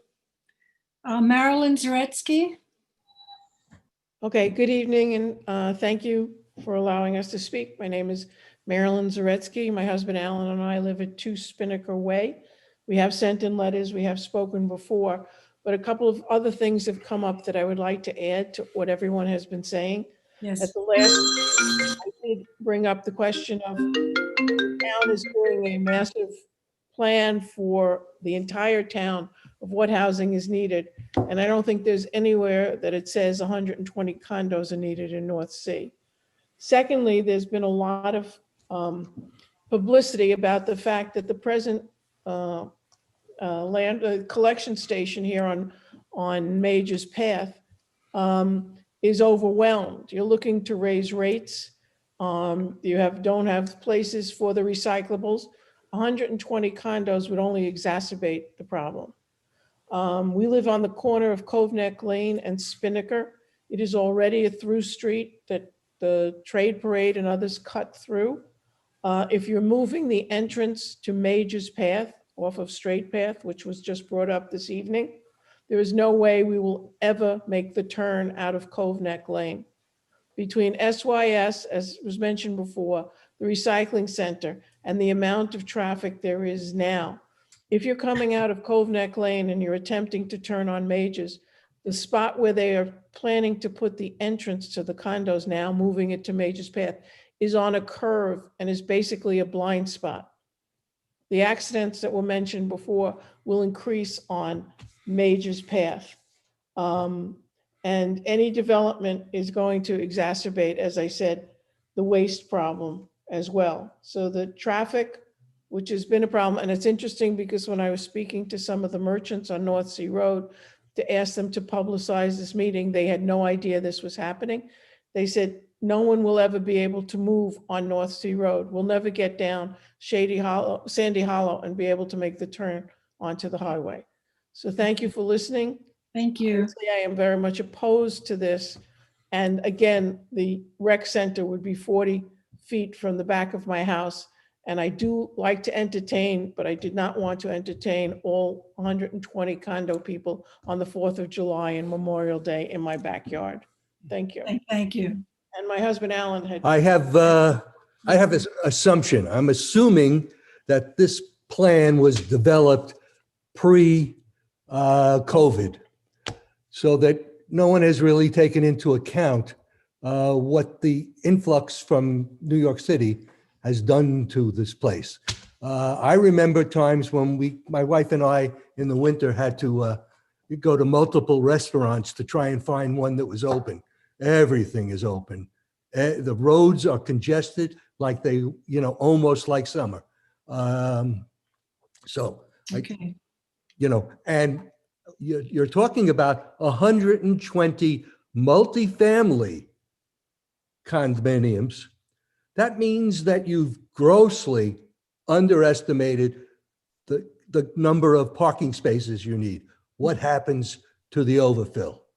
You're not allowed to park at night on the street. Right. Okay, we have your comments. Thank you so much. Anand Marathe. Yeah, thank you. Thank you to the board for taking the time to hear the community's concerns related to the project. My name's Anand Marathe. I actually live on 29 Corrigan Street in Southampton Village. So I don't live in the area in question, but I am part of the broader Southampton community and a Southampton taxpayer. My in-laws, the reason I'm taking an active interest in this project is my in-laws have lived at 22 Spinnaker for nearly 20 years. So I spend a lot of time in the area visiting them, and obviously I'm concerned about the broader impact on Southampton. Part of what my wife and I enjoy about our visits to my in-laws is having access to nature, the space, and the ability for children to play. Coming from the village, which is generally denser, it is great having larger lot sizes and at least some streets that are a little less busy. And as has been said already, the streets in the North Sea area are already becoming unsafe. As I think about this project, I'd have to get pretty creative to think of a worse residential use of the property than the 120 condos being proposed. Separately, we've been doing construction on our home and have been held to the applicable zoning and construction regulations. And while those regulations have caused inconvenience to us, we have to completely change our project to conform to the code. We did it because those codes and zoning regulations are in place for good reason. And I don't see why this project would deserve any special exception. It is clearly not benefiting the community. It is just benefiting the developer and the landowner. So as such, I'm wholeheartedly against the development. And again, thank you for your time. Thank you. Mark R. Yes. Hi, good evening. My name is Mark Ribeiro. Came to the neighborhood about 4 years ago. Robin Long actually helped us on our transaction, so thank you, Robin. But look, so much has been said here. Appreciate all the voices. I couldn't agree more with everyone else here. I just wanted to formally go on the record that we also oppose this. We live on Todd Point. Often, Noyak traffic is already backed up a mile, just even to where we are. I can't even imagine where we'll be with another 250 cars in the neighborhood. That coupled with, I just don't see any reason why a board should accept this. There's just no argument for this other than some kind of financial, gain for someone that's not a part of the town. So I don't want to, just kind of drone on here, but thank you for listening. I just want to go down that I'm one of hundreds of people here that are really opposed to this. Thank you. You're on the record. Thank you. Anita Liz? Hi, good evening. My name's Anita Liss. I'm speaking on behalf of my family, which includes my husband, Michael, and my 2 young children, Lee and Zach. As of last January, we are the new homeowners at 10 Spinnaker Way. So our property clearly abuts this new development. I feel like we represent the new generation of families and homeowners coming into this development. I certainly concur with all the previous speakers. And I want to thank the planning board also for allowing me to speak and relay my adamant opposition to this application. Michael and I are both real estate professionals. We have a combined experience of 40 years in the field. We are highly pro-development and advocate the gentrification of any site for the betterment of a neighborhood, including 1205 Majors Path. But the proposed condos are patently not the best use of this valuable site. In fact, these condos will prove nothing less than detrimental to its true potential for a number of reasons, some of which I would like to note and have been noted already as well. We absolutely agree what Stehecki's been doing, the non-conforming use, using it as an organic dumping ground is poor use of the land. I mean, I personally can't stand it. I look at, a waste site basically with noxious smells coming into my backyard, especially in the heat of the summer. And I know my neighbors echo this sentiment. But trading one adverse non-conforming use for another exceedingly adverse non-conforming use is surely nonsensical and is going to exacerbate an already bad situation. The current use of the site is decidedly a nuisance for me, but not a threat to my health or my family's health or the neighborhood's health. We will freely and readily elect to keep the awful stench if it means avoiding a detrimental development as these 120 condos present. That's how unwavering my family is against this application. Secondly, if the remediation of the site as a second 6-year-old dormant dump is the town's number one and the developer's number one motivation for this application, this is simply specious. The remediation is a ghost of a problem, as many of the speakers have already said, and there are no health issues. There's no toxic waste, oil, or other contaminants existing on the site. The water's been tested and it's been cleared. If the town was so concerned about the dormant dump, why didn't it take the necessary steps to remediate the site over the last 60 years?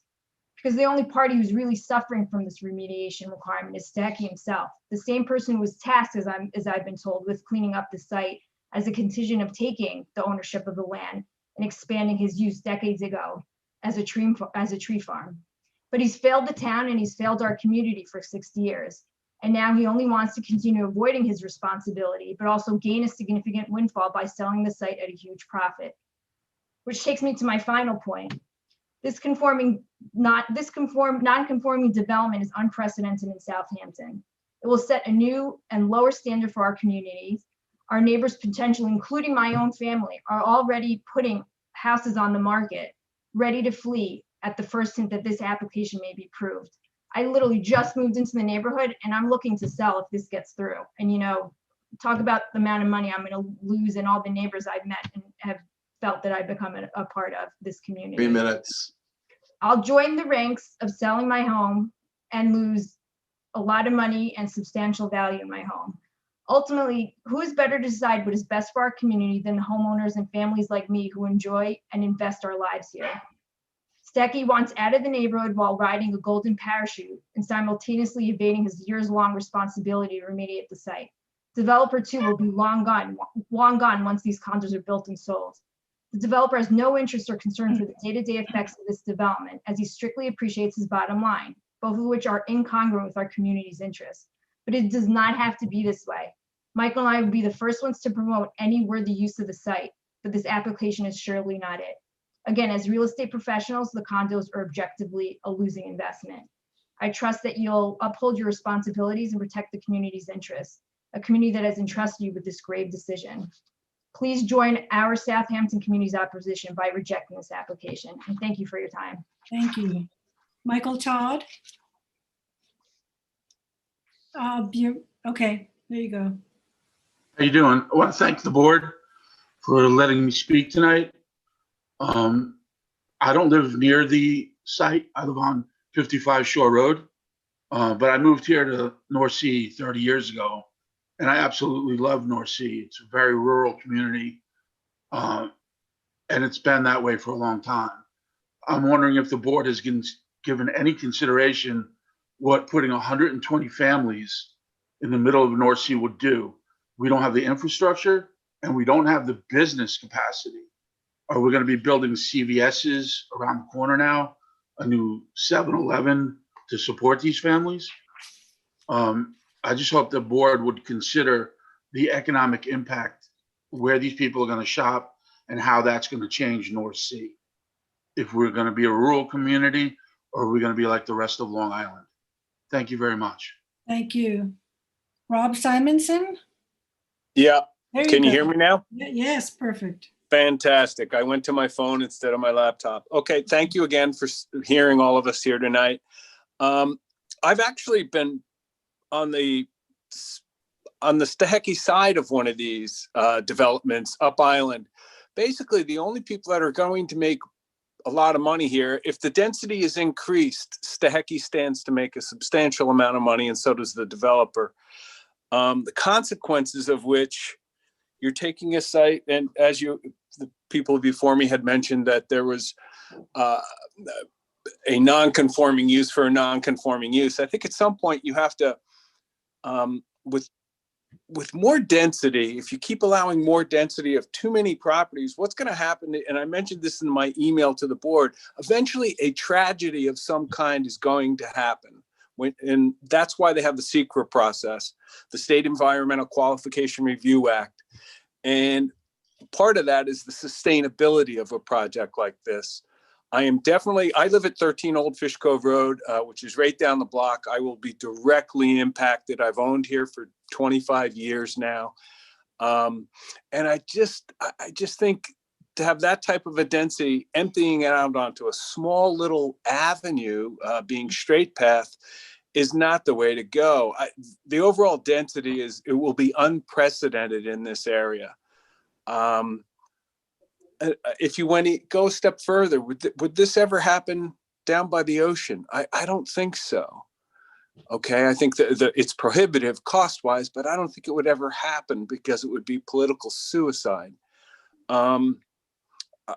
I, with these other members of the group that's kind of organized locally, I think we are definitely vehemently against this project, but I think you have to look at who's going to make money. Stehecky bought the property knowing it had been tainted, knowing it would impact the value. And the community, I do not believe, will be helped out. There won't be any benefit to the community. But if you look at the dollars, follow the money, because these types of projects benefit the landowner and the developer. It does not benefit the community. Thank you for your time. Thank you. Charles, who's No next? other hands. Well, there are people in the chat who want to speak. Claire? I'm making an attempt to contact them individually, but if anybody wants to speak, please raise your hands. There are 3 people up there raising hands. Great, thank you. That's helpful. And now we can pull you in to speak. Stephanie McNamara?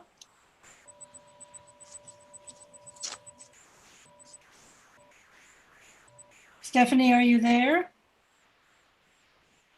Yes, you're muted, Stephanie. Unmute yourself. I know, I'm trying to, I'm sorry. There was I got disconnected for a minute there and it came back on. Thank you. Okay, Yeah. I have spoken before. My name is Stephanie McNamara. I live at 231 Noyak Road. I have submitted a letter on behalf of the North Sea CAC in objection to this project. And personally, of course, I object to it as well. One of the points that I think the planning board really needs to look at is that the town of Southampton developed zoning codes to protect the population with much thought and care for the residents and for the aquifer and the environment. The CAC has spent a lot of time working on the master plan and what would be acceptable for the North Sea residents and this community. So in light of talking about the zoning codes, this property was zoned as an R60. So the as of right development, I don't believe anybody in the community has any objection to an as of right development there. But to put in 120 condos is a detriment to the environment, to the water table. You know, we put these zoning laws into effect to protect the water table and to protect the aquifer. So to, you know, allow this to happen and, you know, potentially, you know, cause more damage to the area is really not a situation we should be considering. So, you know, when you look at the change of one non-conforming use to another, the requirement of the town is that you've got to prove that it's a benefit to the community. And this clearly is not a benefit to the community. It's not a benefit environmentally. It's not a benefit to the community in terms of values and all the other infrastructure things that people mentioned earlier. So again, I just want to state that along with everybody else in the community, I oppose this, and sorry about the dog. Okay. All right. Thank you so much for listening. Thank you. Thank you. Gail Toma, can you unmute yourself?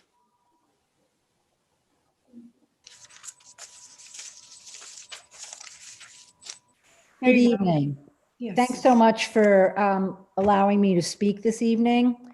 I also, like many of the others before me, are strongly opposed to this. Honestly, I'm confused as to how we're entertaining it. I have grown up summering here. I am a full-time resident now. I also own properties on the North Fork.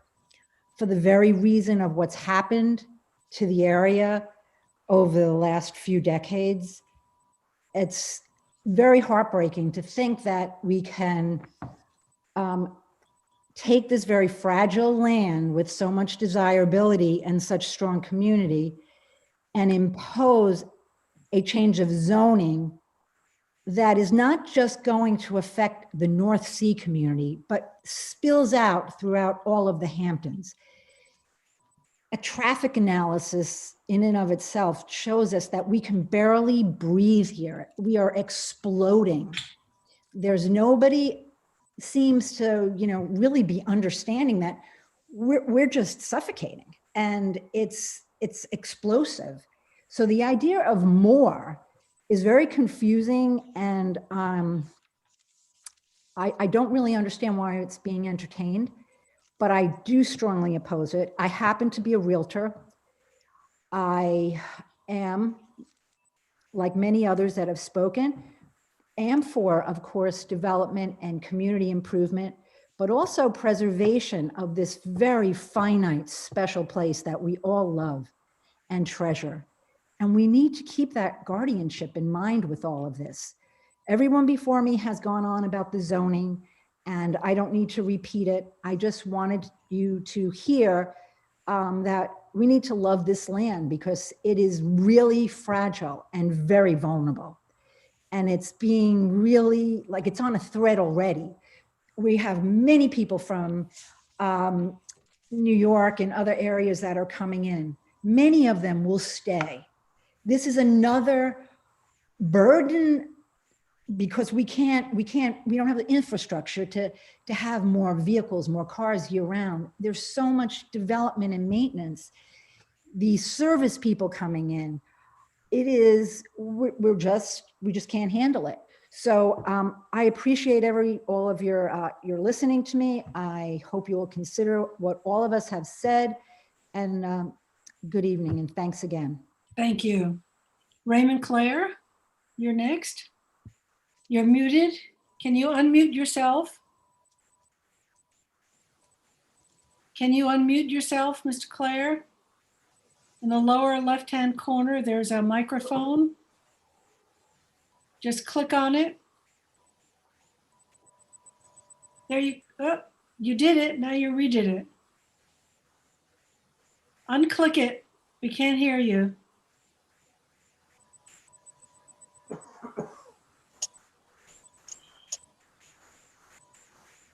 We get it? There you go. Yep. Okay. The There you cable go. connect, you got too many people from North Sea on this cable. The cable Everybody connection is here. it's terrible.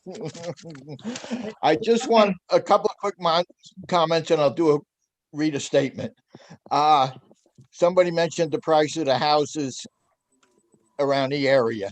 A house recently sold on Spinnaker Way for $3.1 million. And you're going to put 2-bedroom condos up next to it. No. And the other thing is Major's Path. You can't have an exit out on Major's Path.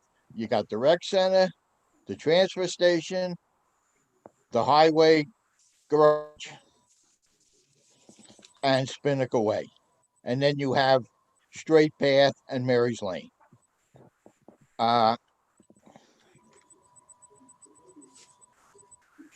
I've been around the area since the late 50s. I've been in Cove Neck under the minor subdivision for 32 years.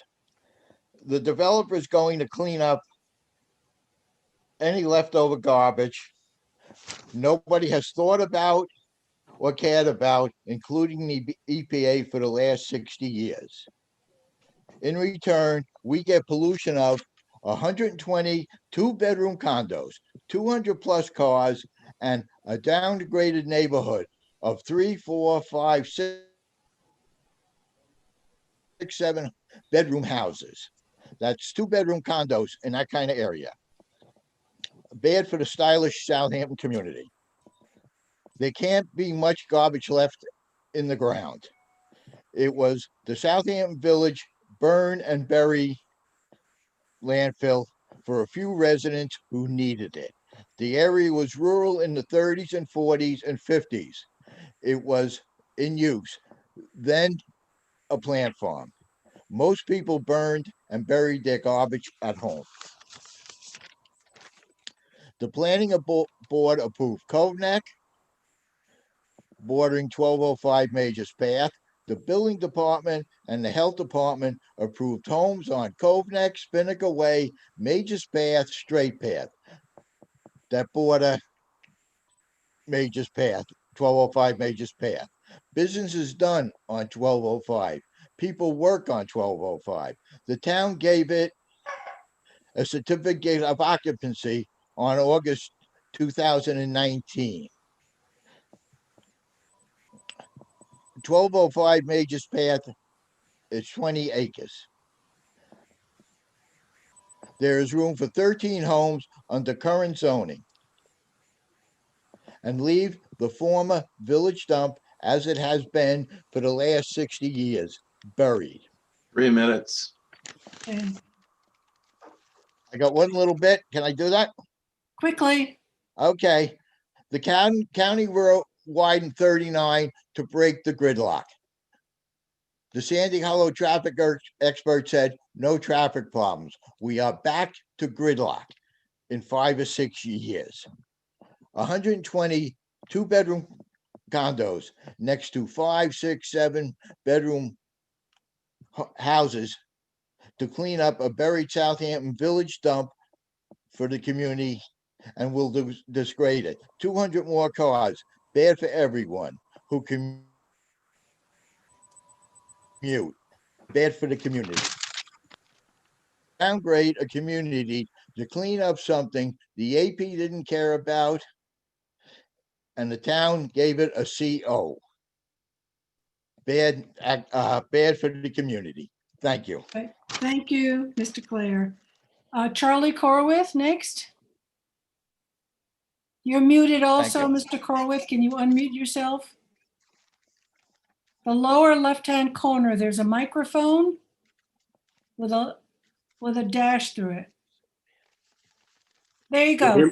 Yep. Okay. Yep, you're on. It's the right-hand corner. Okay.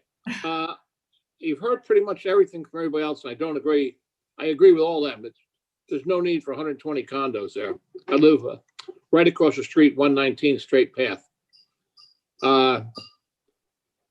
In turns, everybody wants to get the most income for their money, the return on their income. If he's a builder himself, he could build the houses in there and make a very decent profit on it. Instead of putting 120 units there, say you gave him 10 houses, and he's the builder contractor. He's got a fair amount of profit built into that. And other than that, there's no need for it in this area. Okay, thank you. Steve?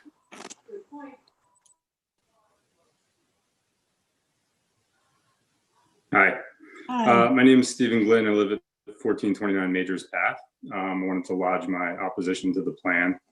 I think there's two major things that people have talked about tonight. There's their opinions and their views of how it would impact the community, which I think are really important and should be the thing that determines the outcome here. But there's also the rules and regulations surrounding the use of the land.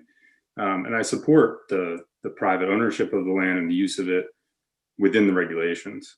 But I think it's pretty clear that it doesn't have a greater environmental impact to allow an exception, a non-conforming change to an already non-conforming allowance. And so you wouldn't be taking anything away from the owner of the land. You're taking something away from the people in the community, and the impact it would have would directly sit with the members. So there's been a lot of talk about the traffic, and it would clearly have a terrible impact on the traffic, whether the entrance is on straight path. If it's on Majors Path, it's actually worse.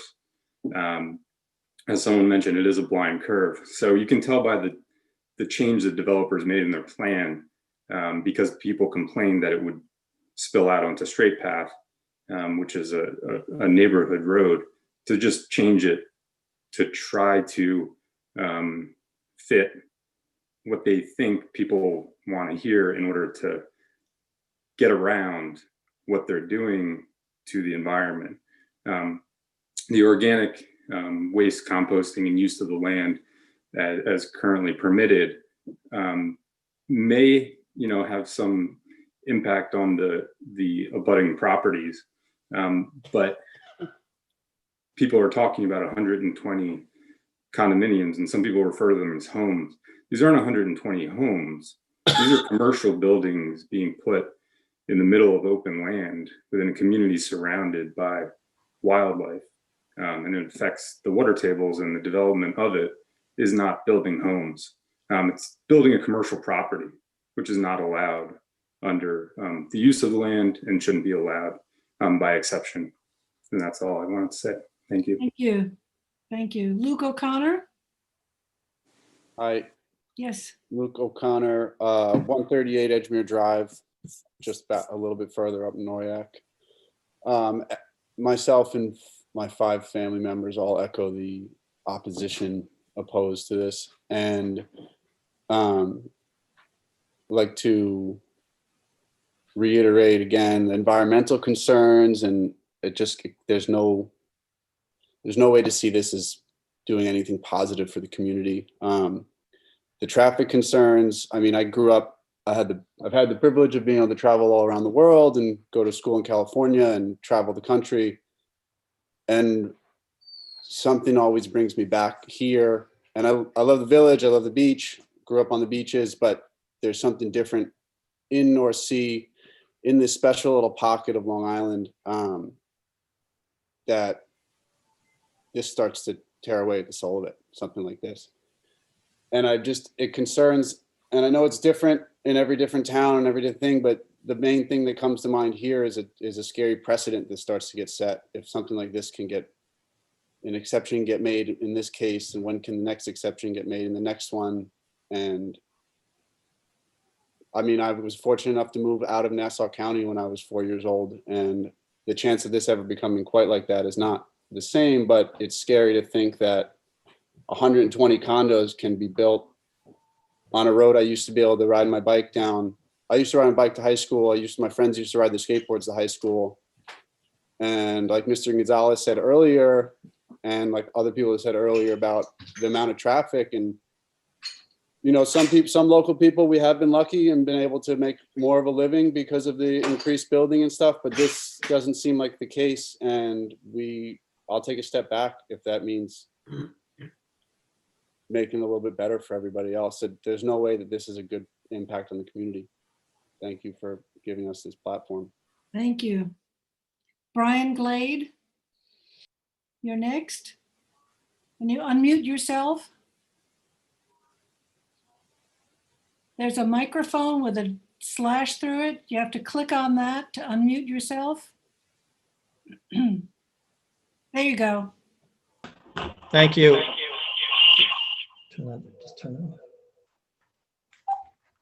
Sorry, is that better? Yep, perfect. Can you hear me? Yes, we can hear you. Oh, great. I'm sorry for that glitch. Thank you to the board. Especially appreciative that you've scheduled this extra meeting. As you can see it, there's quite a lot of interest, and I think after hearing everyone, I have to just admit how proud I am of our community that we've been able to come together and with one voice express how disappointed we are. Someone said outraged, disruptive. It's just what I want to do is just tell you, I live at 76 Johnson Avenue, which is one of the President Streets, since 1994. And as others have said, there's been quite a change in the neighborhood since 1994. And I admire those who have been there even longer and have seen even more changes. At some point, we have to say enough. We've all bought houses out there, single family houses, in order to escape, even if it's just for a weekend where we live. Most of us are probably New Yorkers. We just want a place to go to relax. We are personally impacted by this because of the traffic problem. And I commented on this in my letter to the board. Even with changing the entrance from straight path to Majors Path, there's going to be a significant impact of those people who are trying to avoid Noyak Road and North Sea Road, and they cut through our neighborhood. Johnson Avenue and the President Streets, this is a place where children play. People still ride their bicycles. People walk their dogs. There are strollers. We can't see an increase of traffic. It's already dangerous, and it's already changed the makeup of even that small neighborhood. We just see that this will impact everyone. I even posited that at some point we're going to see a traffic light at the corner of Straight Path and Noyak. There's no way around it because of how difficult it is for people to get out from Straight Path onto Noyak and Majors Path onto Noyak, and then from onto North Sea Road. It's just that traffic light alone will back up traffic all the way to Sag Harbor. And so keep in mind what the impact will be on the traffic. And I just think the rural nature, if any of the board members have spent any time in North Sea, you'll see what the character of the neighborhood is. Single family, low density. At some point, we just have to say enough. Everyone wants to live in the Hamptons, but it's at some point we just can't say anyone who wants to come can come, especially if you buy a 2-bedroom condo. It's just not what Southampton is meant for. And you would never see this in East Hampton. No one has mentioned that. And I want to also comment on Barbara. Barbara said she lives on Town Point. Town Point is my favorite place to go. And that's because when I go there, there may be 3 or 4 cars. I can't imagine what Town Point will be like with this within a mile of it. So like my neighbors, I oppose this, and I hope the board takes the right decision. I strongly oppose this and hope that the board takes the right decision and doesn't entertain this beyond this evening. Thank you. Thank you. Thank you. Elizabeth McGuire. Yes, thank you. I'm Elizabeth McGuire, and I live in Southampton Cove on the water, on Fish Cove. And I mention that because that should be the driving force in every decision that we make about North Sea. The beauty of North Sea resides in its waterways. We have multiple ponds, multiple bays, multiple coves, and that's what makes North Sea special. I don't hear anyone suggesting that we should build 120 condos on Lake Agawam, and I'm sure we know why. We don't have the money or the lawyers that they have to prevent such things like that from happening. Our number one priority in North Sea should be protecting the water. Have there been the environmental studies done? Do we know the impact to our aquifers and our waterways that this would bring? 120 condos? There's no place in Southampton that has 120 condos in our small community. Even the community that was just recently built in Tuckahoe off of 27, and that's on 27, has only 50 units. This is unheard of in these small communities. Have we talked to the Peconic Baykeeper? They've done so much to bring back the health of the water. How will this affect that? How will this affect our oysters? Also, if you look, we already have a condo built on Majors Path. No one's mentioned 1020 Majors Path, which already exists, and it's very small and it's manageable. This is not that, and this does not fit. So I strongly oppose this. Thank you for hearing me out. Thank you. Carla Rich? Can you unmute yourself, please? Just click on that microphone that has, See it. there Right. you go. Yeah. Thank you. Thank you to the board. My name is Carla Rich at 31 Shore Drive. I'm about a mile away from the area, and we've been here in North Sea since the 50s, so I've seen an enormous change. My hat's off to everybody who has spoken tonight, and this show of community, I think, is absolutely remarkable and really, I hope, cannot be ignored, because the developer has to meet a prime requisite, and that is it has to benefit the community. This community is saying, no, we do not see any benefit. And I hope that this is what resonates tonight, along with all of the other, I mean, there are many angles to this, but essentially, this is not a benefit to our community. It is zoned R60. If that zoning is adhered to, that is what is considered acceptable. And I think it's just worth mentioning, as I read the developer's proposition, that the number of parking spaces of one kind and another available are 289 parking spaces. That is absolutely shattering. And the impact on our community would be shattering. So I add my voices to all of the wonderful neighbors in North Sea. Please, Planning Board, listen to this community. We are united, and I hope you hear us. Thank you very much. Thank you. So there's nobody more people with their hands up. So if anybody else wants to speak in the next couple minutes, if they could put their hands up. Otherwise, there's two people on the phone, Charles. I think we should just check if they would like to speak, if you don't mind letting them in.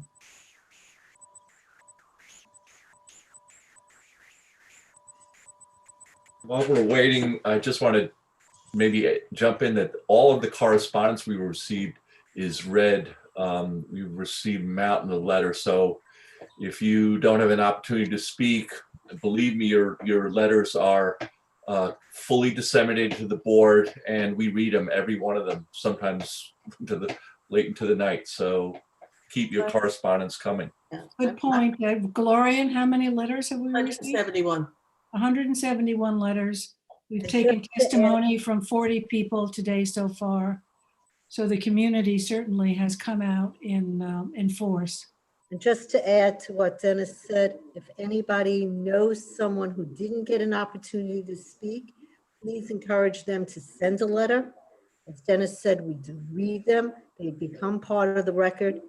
Your inability to speak here, maybe visually, does not mean that we haven't heard you, nor that we will not hear you. So I encourage you to send letters, or if you know anyone who didn't speak, to have them send a letter. Okay, we have someone, the Hawk. Yes.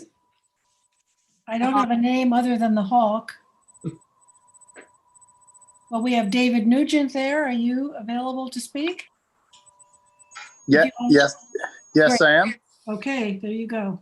Hey, my name is Dave Nugent. I'm here with my wife. We've lived in this community for 20 years, raised our 3 children here. We wanted to go on the record as being vehemently opposed to this. Also just want to understand why the board considers applications like this that feel so obtuse to the betterment of the community. Application was made to the Zoning Board of Appeals for change from one non-conforming use to the next. So the legal process is that it is then referred to the planning board to do seeker, to do a full environmental review. Got it. So any application along these lines would be reviewed in a similar way? Yes, yes, Okay. absolutely, yeah. Yeah, that's the law. We can't just say yes or no without having reasons. And that's why we're listening to you. Understood. A lot of us sort of in the chat have been asking questions along those lines. So that's helpful. Yeah. Thank you. Okay. The Hawk. I can't get my camera to go, but That's I just okay. want to say that I live on 112 Fish Cove Road, and I bike right around there all the time. You need to there's identify lots of yourself. different wildlife that's there that's not available in a lot of other places. Matter of fact, if you talk to Tom, he'll tell you about some of the different groundhogs and all, and different bird life that you don't find in many other places. But besides that, I think when you start going and messing with the zoning laws too much, I mean, they were put in place to protect the amount of density because we only have so much water. And we start drawing a lot of water like that in certain little places, we're going to have major problems for the rest of us too. Right. So, by going and improving something like this, you almost negate all the rest of the zoning laws that have been put in place already. So. Can we have your name for the record, please? My name is Kurt Hawkwitz, and I live at 112 Fish Cove Road. I've been a resident of North Sea for 62 years. I'm a 12th generation here. We were the second boatload here, basically. So. Okay, thank you. This property is on our original charter from back in the 1650s. So. Got it. But that has no bearing on this case. But I just want to say thank you very much for having this meeting and letting us speak. Thank you. Carol Corker? Hi, how are you? Yes, fine, thanks. Hi, this is Mike Corker from 12 Spinnaker, and I just want to echo what everybody else has said on this meeting, especially my next door neighbor and why we are so against this. A couple of points, as a point she had brought up. At times I would get very frustrated with Mr. Stahecki, but I'll tell you, ever since I heard about this condo project, I've never been more appreciative of the guy. Regardless of what he does back there, I hope he keeps farming for decades upon decades rather than this condo project. And there's one thing that nobody has brought up is we're talking, and this is why condos don't work. And I think this is probably why the zoning was the way it was. 120 condos, that's just those families. What happens in the summertime when each of those families have visitors? and they just have one family. That's 200 families, 240 families. And then Town Point, this year was the first year after all the years we were there that the town had to put up a sign for permit parking. So we had to go out and get a permit for that. And that's fine. But there was a reason for that. There was a lot of people out this summer. Could you imagine if you put 120 condos there and then they all have a visitor or a family? What if there's teenagers there and they have all their friends there? We're not talking 200 cars. We're not talking 120 families. We're talking maybe 240. And condos don't work because if you lower it to 60, well, you have the same thing. If it's 60, it could be 120. It could be 180 if each family has some family visitors out there. 40 doesn't work because if it's 40, then maybe the condos get a little bit bigger. There's more bedrooms. There's more people coming out. So my feeling is there was a reason that the area was designed the way it was designed. When we first bought, this was a significant purchase for us. My wife spent tons of time going to the planning office and talking with people, and everybody there was wonderful. They explained to us what was going on behind. We had heard about Mr. Stahacki. Everybody knows about him. We still decided to buy because we said the worst possible thing is somebody's going to develop the land and build 10, 13, 15 houses, whatever it's supposed to be zoned for. Everybody explained to us what R60 meant. We didn't know. We were new to the area. And another point, as people are saying, people are leaving and becoming full-time. We can attest to that. We just sold our house, and as of next week, we are becoming full-time residents out there. And we had made this decision a while ago. COVID just maybe pushed it a little bit further, but this was in the works for a while. And now to have that as our full-time residents, never expecting when we first bought to have a condo, to have condos behind us, and to be out there through the building and through then after the building is done, it's not like it's any better. And as someone else mentioned, the building just then moves on. They make their money and they're gone. It's done. And who pays the price are the residents. So I just want to bring up a couple of points that's on my mind. I'm vehemently against this project, and thank you. You guys were great to us when we were moving in, and we do hope you make the correct choice and side with the community. As you can see, how many people are against this. Have a great holiday season, and thank you for listening. Thank you. Melissa Airy? Melissa? Are you there, Melissa? Can't get her to put her video on. It's okay.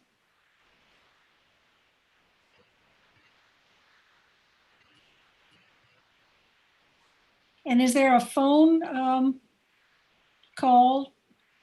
The 258 number, Charles? I didn't find out.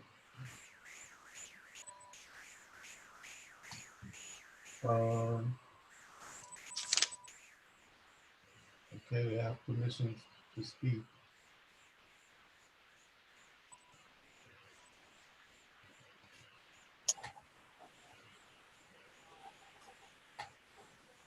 Nope. I'm not unmuting. If Melissa Airy doesn't need a visual, if she can speak, she needs to unmute.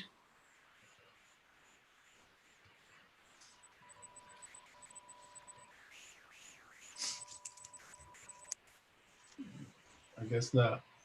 Claire, can you reach her? Is she in the chat at all? I could try to chat her, yes.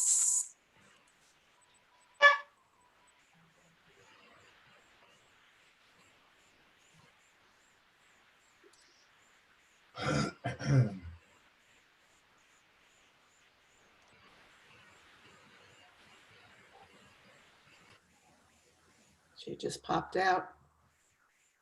Yeah, she's gone. She's not in anything. Yeah, she just popped off the screen. Yeah, okay. Well, Jacob Turner is here. Nope, he's from before. He's from Okay. the applicants. All right. Thank you. Oh, I see, right. And Yeah. the phone, we can't get that phone call in? Nope. No, but as you said before, letters hold Right. equal weights, so they can be submitted. And I think in this case would be it's a 30-day written comment period for pre-submission. Okay. Is there anyone else? Anyone raising their hands? Can't go twice. We've heard from 43 people.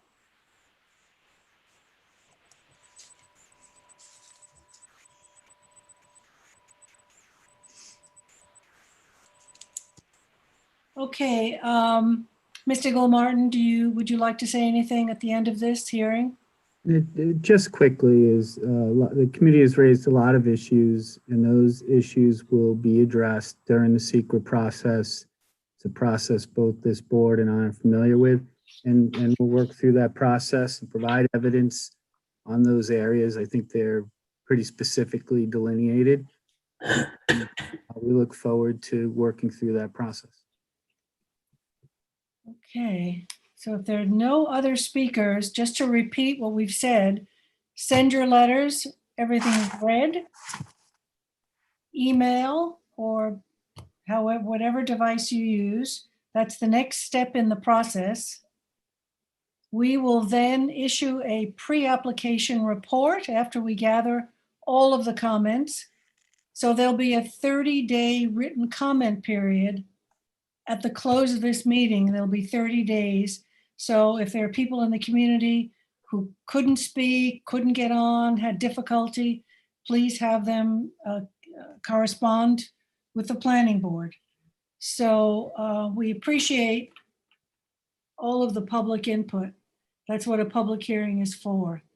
And so I will entertain a motion to close this special hearing by Robin with a 30-day written comment period. Motion by Robin, second by Glorian. All in favor? Aye. Opposed, abstentions, 7 in favor. The meeting is closed. Thank you very much for all participating. Thank you. Thank you, Charlie. Thanks for your time. Thank you.